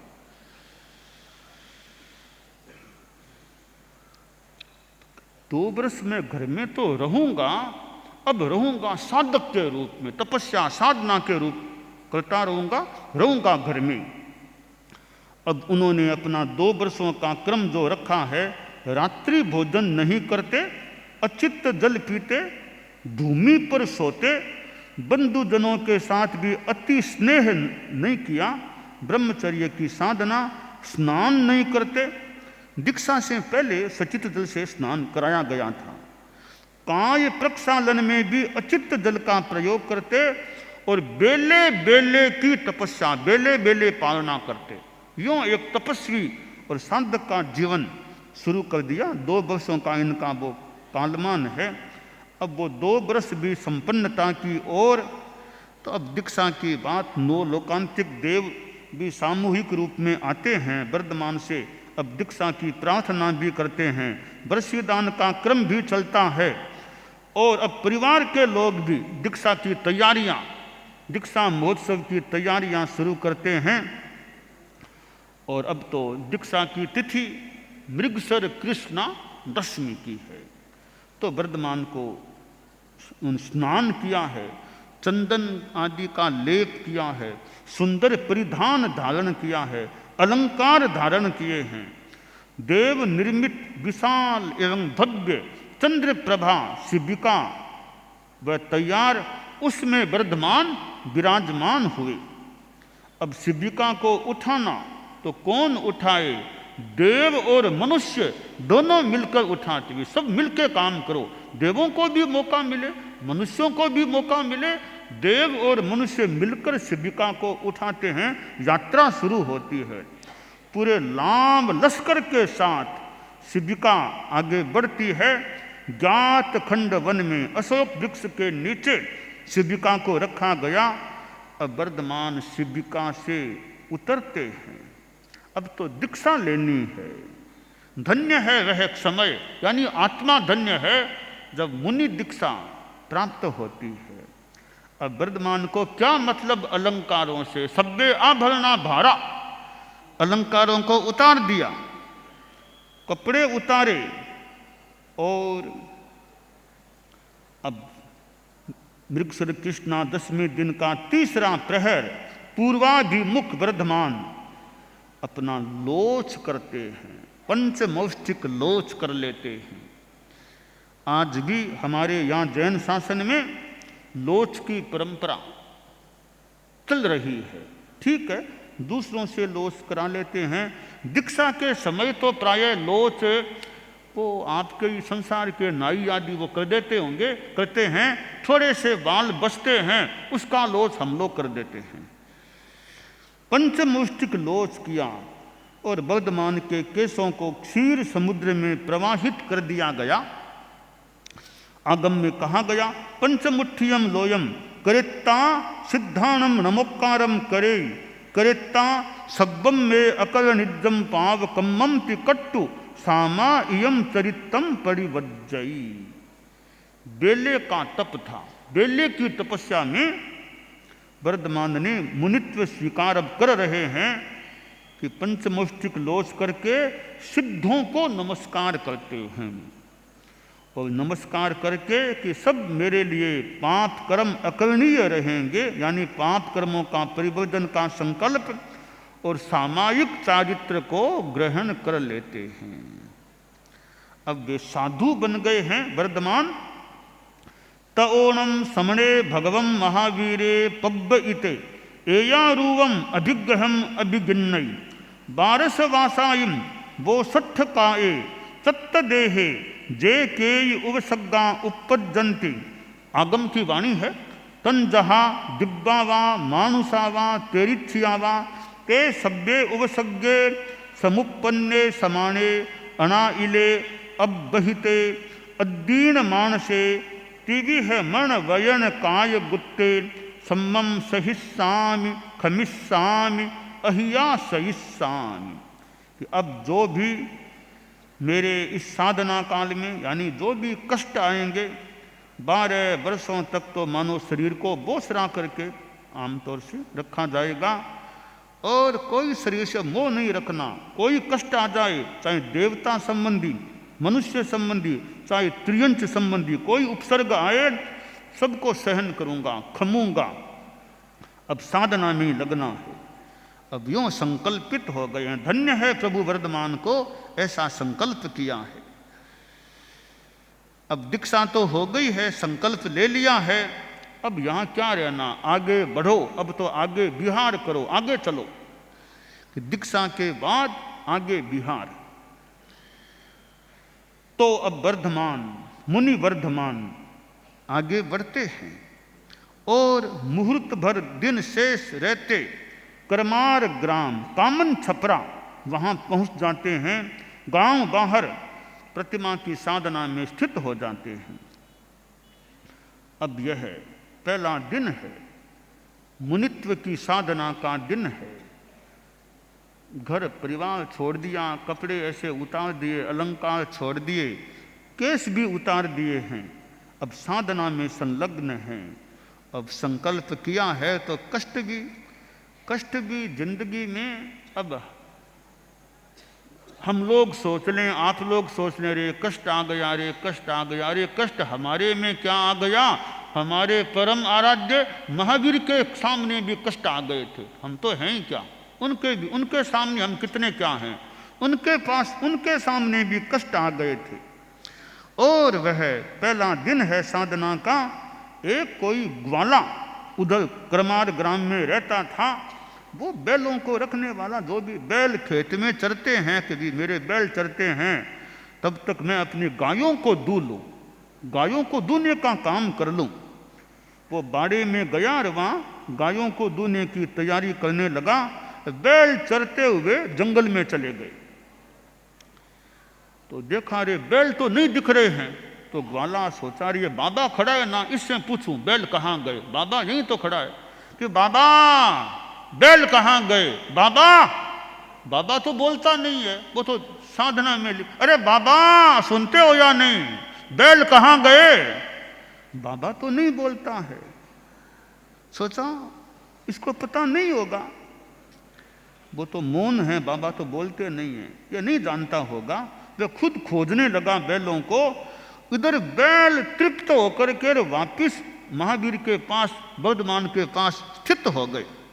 वो वापिस आया, वाला देखा, रे बैल तो यही है ना, लगता है ये कोई ढोंगी आदमी है, मेरे बैलों को चुरा लिया इसने, अब वापिस बैलों को बाहर कर लिया है, इसको तो पीटना चाहिए। और चाबुक लेकर वर्धमान को पीटने के लिए दौड़ा।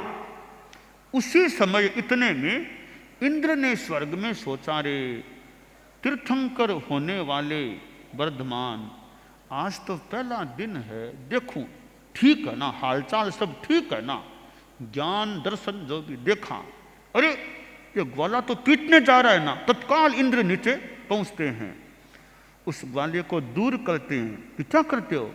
कि नहीं नहीं, इसने मेरे बैल चुरा लिए। कौन से तुम्हारे बैल चुरा लिए? बाबा महावीर तीर्थंकर होने वाले, कौन सी फालतू बात, बैल बैल कुछ नहीं, दूर हो जाओ। उसको दूर किया। अब दूर किया, इंद्र ने सोचा, रे आज तो पहला दिन ही है, पहले दिन ही कष्ट आ गया है। प्रथम ग्रासे एवं मक्षिका, पहले ग्रास में स्थिति हो गई है, तो पता नहीं आगे क्या क्या होंगे। तो सुरक्षा की व्यवस्था होनी चाहिए, महावीर की सुरक्षा की व्यवस्था होनी चाहिए, वरना कोई कुछ कर दे, हमारे आराध्य हैं। तो इंद्र बोला, प्रभु एक मेरा निवेदन है, मैं ऐसे नहीं रहने दूंगा आपको। अब ये अज्ञानी लोग कोई आपको पीटने आ जाए, कोई कुछ कर दे, ये मैं कैसे बर्दाश्त कर सकता हूं? मेरी शैली है बताने की।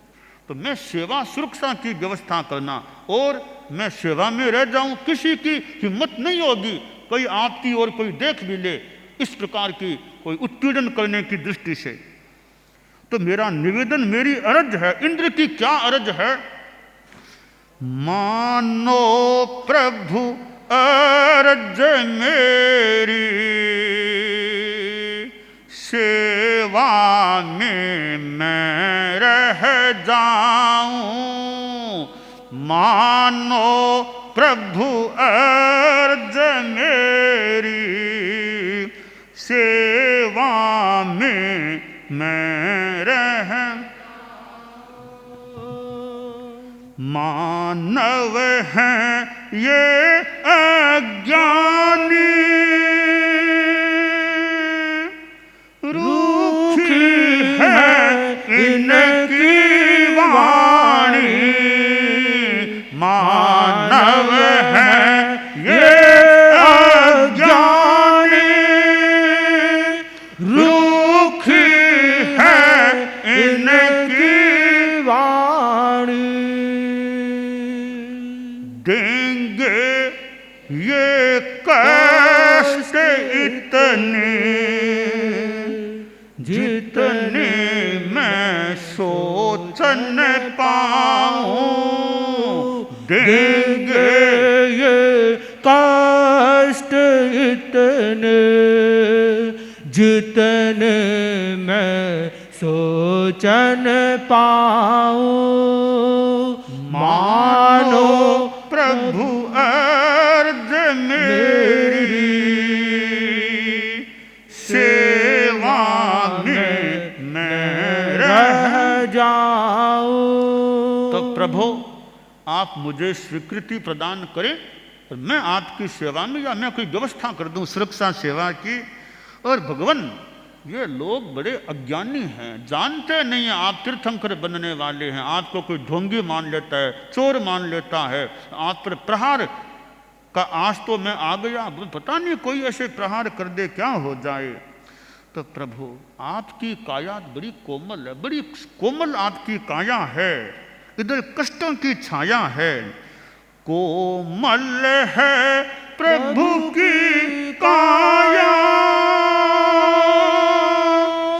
भीषण कष्टों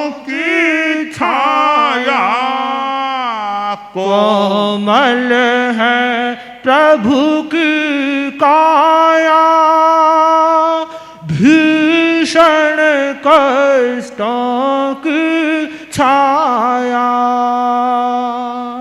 अवसर है देव मेरे, अवसर है देव मेरे, अवसर का लाभ उठाऊं, अवसर है देव मेरे, अवसर का लाभ उठाऊं, मानो प्रभु अर्ज मेरी, सेवा में मैं रह जाऊं। भगवान के पास, भगवान वर्धमान के पास ये विनती आई है कि सुरक्षा की व्यवस्था हो, और इंद्र स्वयं तैयार है सुरक्षा सेवा के लिए। परंतु वर्धमान कहते हैं, शक्ता इंद्र, तुमने जो कहा है वो बात बैठती नहीं है, यह संभव नहीं है।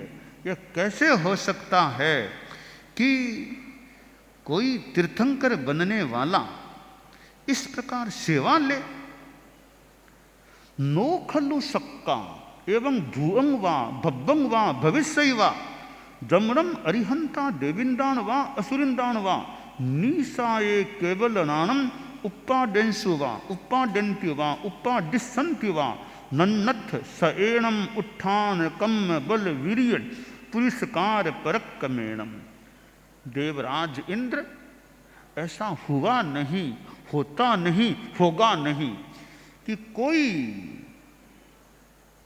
जो अरहत होते हैं वे कोई इंद्रों के एक, असुरेंद्रों के एक, देवेंद्रों के, इनकी निष्ठा में साधना करे। ऐसा होता नहीं, होगा नहीं, हुआ नहीं। तो कोई तुम्हारी सेवा सुरक्षा मुझे नहीं चाहिए, कुछ नहीं चाहिए मुझे। तो कैसा मनोबल, कैसा बल प्रभु का था, कोई सुरक्षा की व्यवस्था नहीं चाहिए। तो अब इंद्र को जवाब भी मिल रहा है, मिल गया है कि कोई मुझे सहयोग नहीं चाहिए, नहीं शरण में तेरी लूंगा, कष्ट उठेगा उसे सहूंगा। तो अस्वीकार हो गया प्रस्ताव, प्रार्थना। ठीक है, जैसे मर्जी, अर्जी करना हमारा फर्ज है, बाकी तो वर्धमान की मर्जी है। आखिर साधना का क्रम आगे बढ़ता है। मोराक सन्निवेश में प्रभु का पादार्पण होता है। वहाँ तापसों का आश्रम था। आश्रम का कुलपति महावीर के पिता महाराज सिद्धार्थ का मित्र था। उसने महावीर का स्वागत किया। वर्धमान महावीर, अब एक ही बात है, वर्धमान कह दो, महावीर कह दो, महान वीर हैं। महावीर ने भी पूर्व संबंध के कारण उसका स्वागत किया। तो वहाँ का जो वो कुलपति था वह बोलता है कि महावीर, ये आश्रम, यह स्थान तो तुम्हारा ही है, इसमें कोई संकोच की जरूरत नहीं है। तुम यहाँ रहो, चतुर्मास यहाँ करो, तुम्हारा ही घर है यह। तो महावीर एक रात वहाँ रहे, फिर वहाँ से चले गए। और वापिस, अब उनको वर्षावास की प्रार्थना थी कि यहाँ रहना है, तो वापिस महावीर वहाँ उस आश्रम में आ जाते हैं। वो चतुर्मास करना था। खैर, पर्ण कुटीर में उनको रहने के लिए कहा गया। वो कुटीर, जैसे यहाँ आपके कुटीर बने हुए ना, कुटीर बने हुए हैं, या तो पर्ण, या तो फिर भी थोड़े मजबूत कुटीर लग रहे हैं, या तो पर्ण कुटीर। तो पर्ण कुटीर में प्रवास हो रहा है। और महावीर तो साधना में रहते हैं, और वो कोई पक्षी वगैरह, कोई भी वो गायें वगैरह वो घास फूस पर्ण कुटीर के ले जाते हैं, उसको नुकसान पहुंचाते हैं। तो अन्य जो लोग थे उन्होंने कुलपति से कहा, आपने किसको रखा है? ये आदमी अपने पर्ण कुटीर की सुरक्षा भी नहीं करता, ऐसे को क्यों रखा आपने? ठीक है, उसको कहेंगे। कुलपति ने महावीर से इशारा किया कि महावीर देखो, एक पक्षी भी अपने घोंसले की सुरक्षा करता है। पक्षी जैसा एक प्राणी, वह भी अपने घोंसले की रक्षा करता है। तो तुम तो बड़े समझदार आदमी हो, जरा सा ध्यान दे लेना, ये गायें वगैरह कोई नुकसान न कर दे, अपने कुटीर की रक्षा किया करो।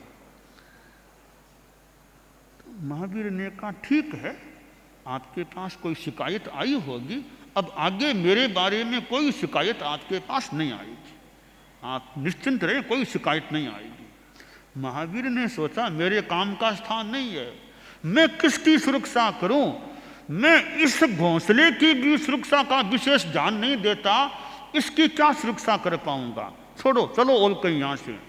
वहाँ से रवाना हो जाते हैं, कई संकल्प भी ले लेते हैं, फिर आगे बढ़ते हैं।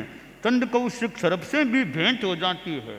नागराज, सर्प आ गया, अरे कहाँ गया, इस रास्ते से मत जाओ।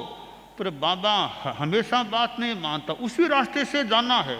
चला गया, किसी का कल्याण हो सकेगा, कल्याण के लिए चले। वो देवालय के मंडप में कायोत्सर्ग प्रतिमा में महावीर स्थित हो गए। इधर वो सांप भी उस वहीं उधर रहने वाला, देखा रे आज यह मानव यहाँ कौन आ गया? वो उधर आया सांप। नागराज 2-3 बार महावीर की ओर देखा, दृष्टि विश्व कर ऊपर सूर्य की ओर देखा, इधर देखूंगा, देखते ही आदमी गिर जाए, इतना वो सबल सांप था। महावीर तो गिरे नहीं, डिगे नहीं, गिरे नहीं, वो महावीर के निकट आ गया। सूर्य की ओर दृष्टि डाला, महावीर को देखा, महावीर पर असर नहीं हो रहा है। रेंगता हुआ महावीर के निकट पहुंचा, उन्हें काटा। काटा तो श्वेत धारा वह निकली। 3 बार काटा, पर महावीर को गिरा नहीं सका। न गिरे न मरे। सांप काट जाए इतनी बार आदमी मरे नहीं। सांप हो या कोई हो, तीर्थंकर हैं, उनकी अकाल मृत्यु तो होनी नहीं है। अभी तो बहुत काम करना है, उनको साधना करनी, काम करना है। आखिर भी सांप मानो थक गया कि कैसा आदमी है ये। तो प्रभु ने सोचा अब इसको प्रतिबोध देना चाहिए, उद्धार करना चाहिए। तो प्रभु जो भी फरमाया, उवसम भो चंडकोशिया, उवसम भो चंडकोशिया, चंडकोशिया। तो चंडकोशिया नाम सुना, भीतर में ऊहापो हुआ सांप के। अरे ये चंडकोशिक नाम तो मेरा कोई परिचित है, चंडकोशिक नाम मेरा परिचित है, यह तो कोई। ऊहापो की स्थिति हुई। मग्न गवेषण जो भी विधि और जाति स्मृति ज्ञान हो गया, सांप को जाति स्मृति ज्ञान हो गया। पिछले 3 जन्म दिखने लग गए। लंबी बातें हैं। एक जन्म था मैं तपस्वी साधु था, फिर मैं ज्योतिष्क देव बना, फिर मैं कनखल इधर आश्रम के 500 तापसों का कुलपति बना था। मुझे गुस्सा आता था और मैं मर कर के सांप की योनि में आ गया। ओहो कितना मेरा पतन हो गया, अब तो ज्ञान हो गया। 3 बार प्रदक्षिणा की, वंदना की प्रभु महावीर को, और सांप को प्रतिबोध मिल गया। पिछला जन्म दिख गया, ऐसे कर्म किए, अब सांप की योनि में आ गया हूँ। अनशन कर लिया सांप ने। ऐसा त्रियंश भी एक श्रावक बन सकता है, साधक बन सकता है। नागराज चंडकौशिक ने अनशन किया तो लोगों ने जो भी पदार्थ डाले, चिंटियाँ आने लगी। समता से सहना धर्म है। आयुष्य पूरा करके वो सांप 8वें देवलोक में जाकर देव रूप में उत्पन्न हो गया। एक जीव का मानो इतना कल्याण हो गया। प्रभु महावीर साधना काल में कई झोंपड़ी में, विश्राम गृह में, वृक्ष मूल में यूं रह जाते थे। और शूलपाणी यक्ष का मंदिर, वहाँ का भी प्रसंग है कि वह जो व्यंतर गृह था जहाँ शूलपाणी यक्ष रहता था, जो कोई रात्रि में वहाँ प्रवास करता उसे वो पहले तो कष्ट देता, फिर मार देता। महावीर ने सोचा मुझे तो यहाँ रहना चाहिए। तो अनुमति मांगी रहने के लिए। लोगों ने कहा बाबा आप हमारे गांव में चलो, वहाँ जगह दे देंगे, या मत रहो, यह बड़ा भयावह स्थान है, खतरनाक स्थान है, हमारी बस्ती में आप ठहर जाओ। महावीर बोले मुझे बस्ती में तो नहीं जाना है, यहीं रहना चाहता हूँ। अब क्या करें, पुजारी भी बेचारा आप चला गया था, अब नहीं माने, ठीक इच्छा है तो रह जाओगा। रह गए महावीर वहाँ। रात में अब उपसर्ग शुरू होते हैं और महावीर तो एक कोने में ध्यान प्रतिमा में स्थित हो गए। अब संध्या के समय भयंकर अट्टहास होता है, वो यक्ष का सारा क्रम है। अट्टहास व महावीर को भयभीत करने का प्रयास। उनको क्या भयभीत किया जाए, प्रभु महावीर को क्या डराया जाए। हाथी का रूप बना के उपसर्ग दे रहा है, महावीर भयभीत नहीं हो रहे हैं। पिशाच का रूप बना लिया, महावीर भयभीत नहीं हो रहे हैं। आश्रय प्रभात काल में 7 प्रकार की वेदना कर दी, पैदा कर दी, सिर में, कान में, आंख में, दांत में, नख में, नाक में और पीठ में वेदना पैदा कर दी। एक साधारण आदमी को तो एक एक वेदना भी हो जाए, ऐसी प्राणलेवा हो जाए। महावीर का क्या बिगड़ सकता था, उनका तो अकाल मृत्यु का क्रम होता नहीं। आखिर यक्ष चरणों में गिरकर कहा मुझे माफ करो, क्षमा याचना करने लगा।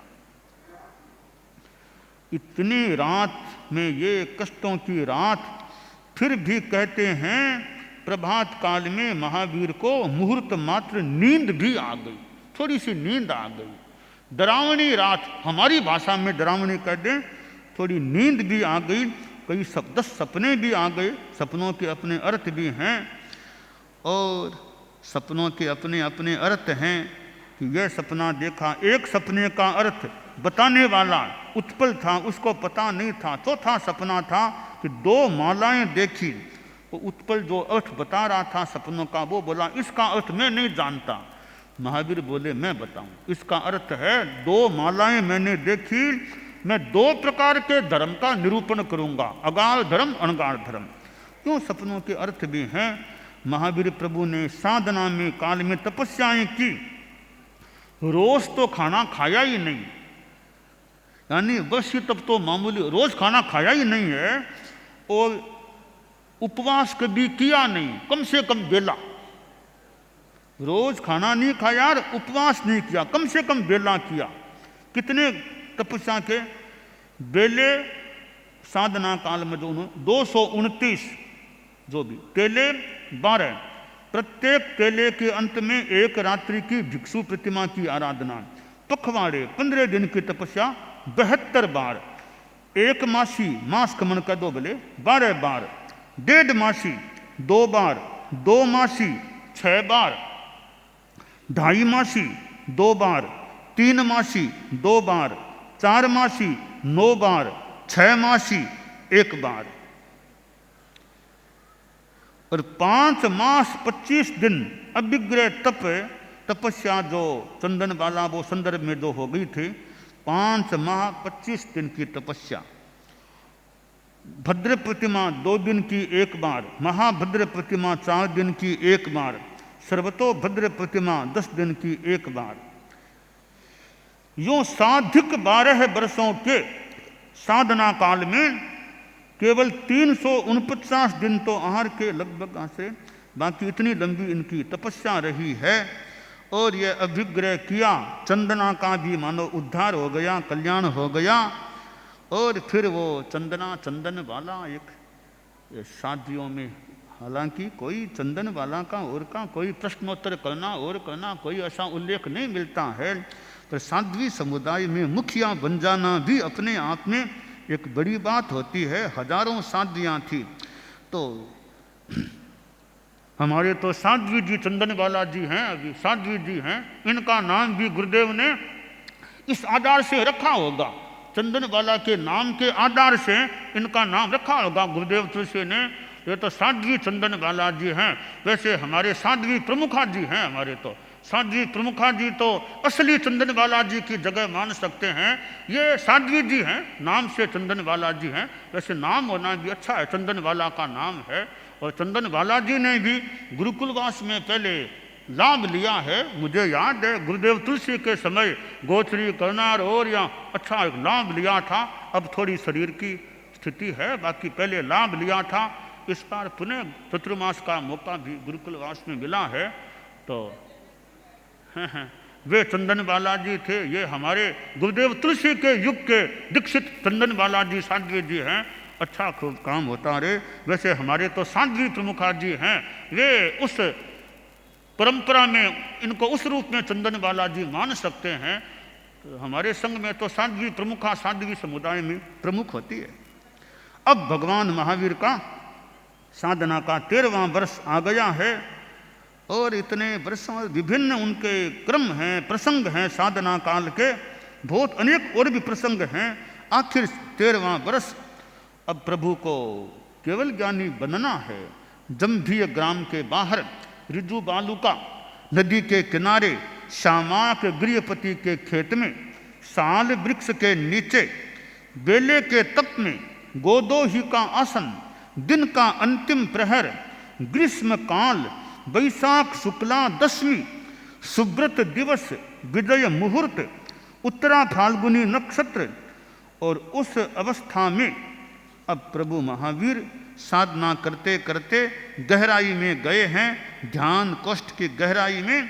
और यूं साधना करते करते अब प्रभु आगे बढ़ते हैं, क्षपक श्रेणी लेते हैं और 12वें गुणस्थान में पहुंचकर मोहनी यानी मोहनीय कर्म का क्षय होता है और 13वें गुणस्थान में केवल ज्ञान केवल दर्शन की स्थिति प्राप्त हो जाती है। और प्रभु अब केवल ज्ञानी केवल दर्शनी सर्वज्ञ सर्वदर्शी बन जाते हैं। और फिर आगे देशना का क्रम चलता है, गणधर बनते हैं, ब्राह्मण लोग आते हैं, पंडित आते हैं, उनके छिपे हुए प्रश्न महावीर संदेहों को उनके संदेहों को उजागर कर देते हैं। वे प्रभावित होते हैं, दीक्षित हो जाते हैं और शिष्य संपदा प्रभु की हो जाती है। और यूं आखिर तीर्थंकर काल में वे मानो जनोद्धार का वो कार्य उपदेश प्रवचन कार्य करते करते आखिर वो लगभग 72 वर्ष की अवस्था जीवन की होती है।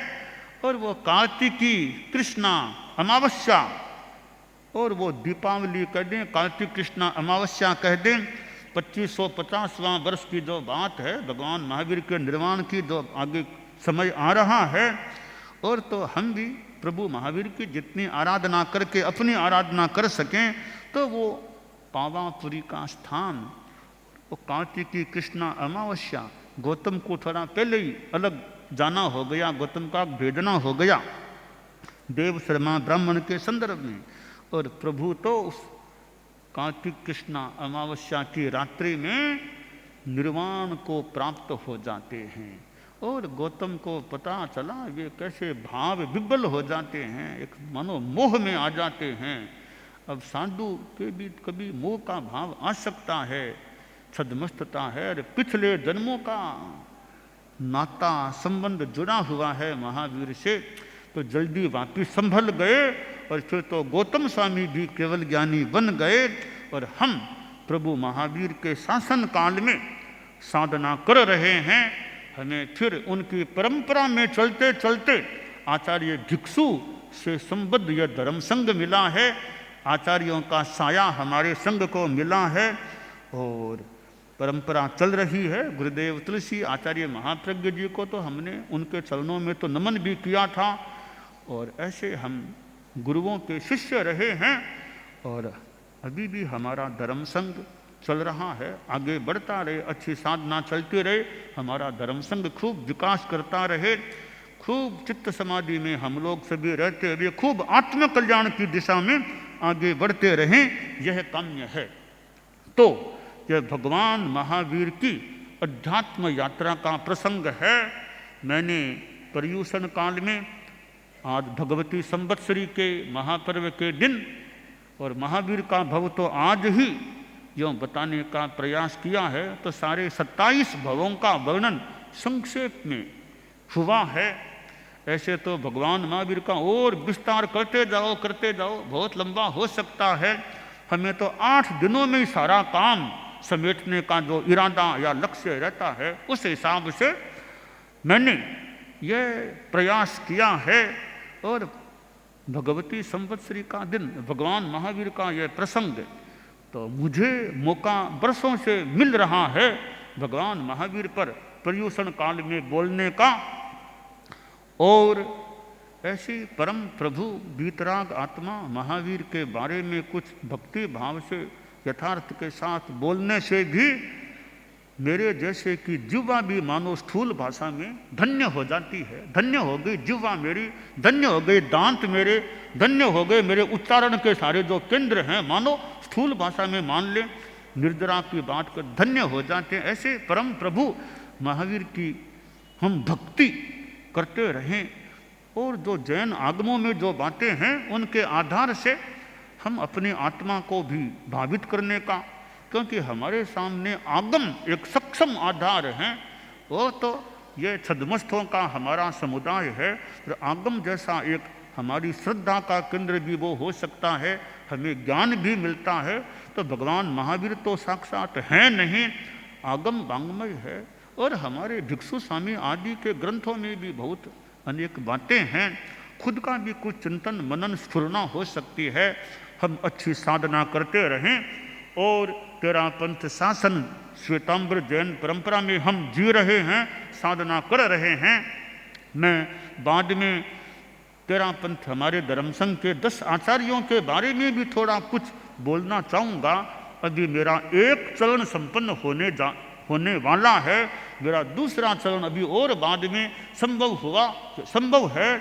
मैं लगभग मान लीजिए करीब 3 बजे के आसपास से वापस मैं हमारे धर्म संघ के परम पूजनीय 10 आचार्यों के बारे में भी अपनी अभिव्यक्ति, अपनी भक्ति अभिव्यक्ति जो भी करना चाहूँगा लगभग 3 बजे के आसपास। तो अभी तो मैंने भगवान महावीर, भगवती संवत्सरी ऐसी बातों पर कुछ बोलने का, बताने का प्रयास किया है। तो इन 8 दिनों में खासकर भगवान महावीर के संदर्भ में जो मैंने उनके पूर्व भवों के बारे में और वर्तमान महावीर भव के बारे में बोलने का प्रयास किया है, कहीं मेरे बोलने में कोई गलती हो गई हो या कहीं कोई राग द्वेष का भाव बीच में बोलने के साथ साथ कई प्रयास तो किया मैंने, राग द्वेष की मुद्रा ज़्यादा न बने। फिर भी कई बार वक्ता है तो बोलते बोलते इतना थोड़ा बात के साथ प्रवाहित हो जाता है कि वक्ता खुद वैसा कुछ बन जाता है। ऐसा कभी हो सकता है कि वक्ता खुद उस रूप में आ जाए। तो कोई ऐसे राग द्वेष की भावना या बात कोई निकल गई हो, कोई भाषा में दोष लग गया हो, तो आप सबकी साक्षी से मिच्छामि दुक्कडम, यह मेरा क्रम संपन्न है।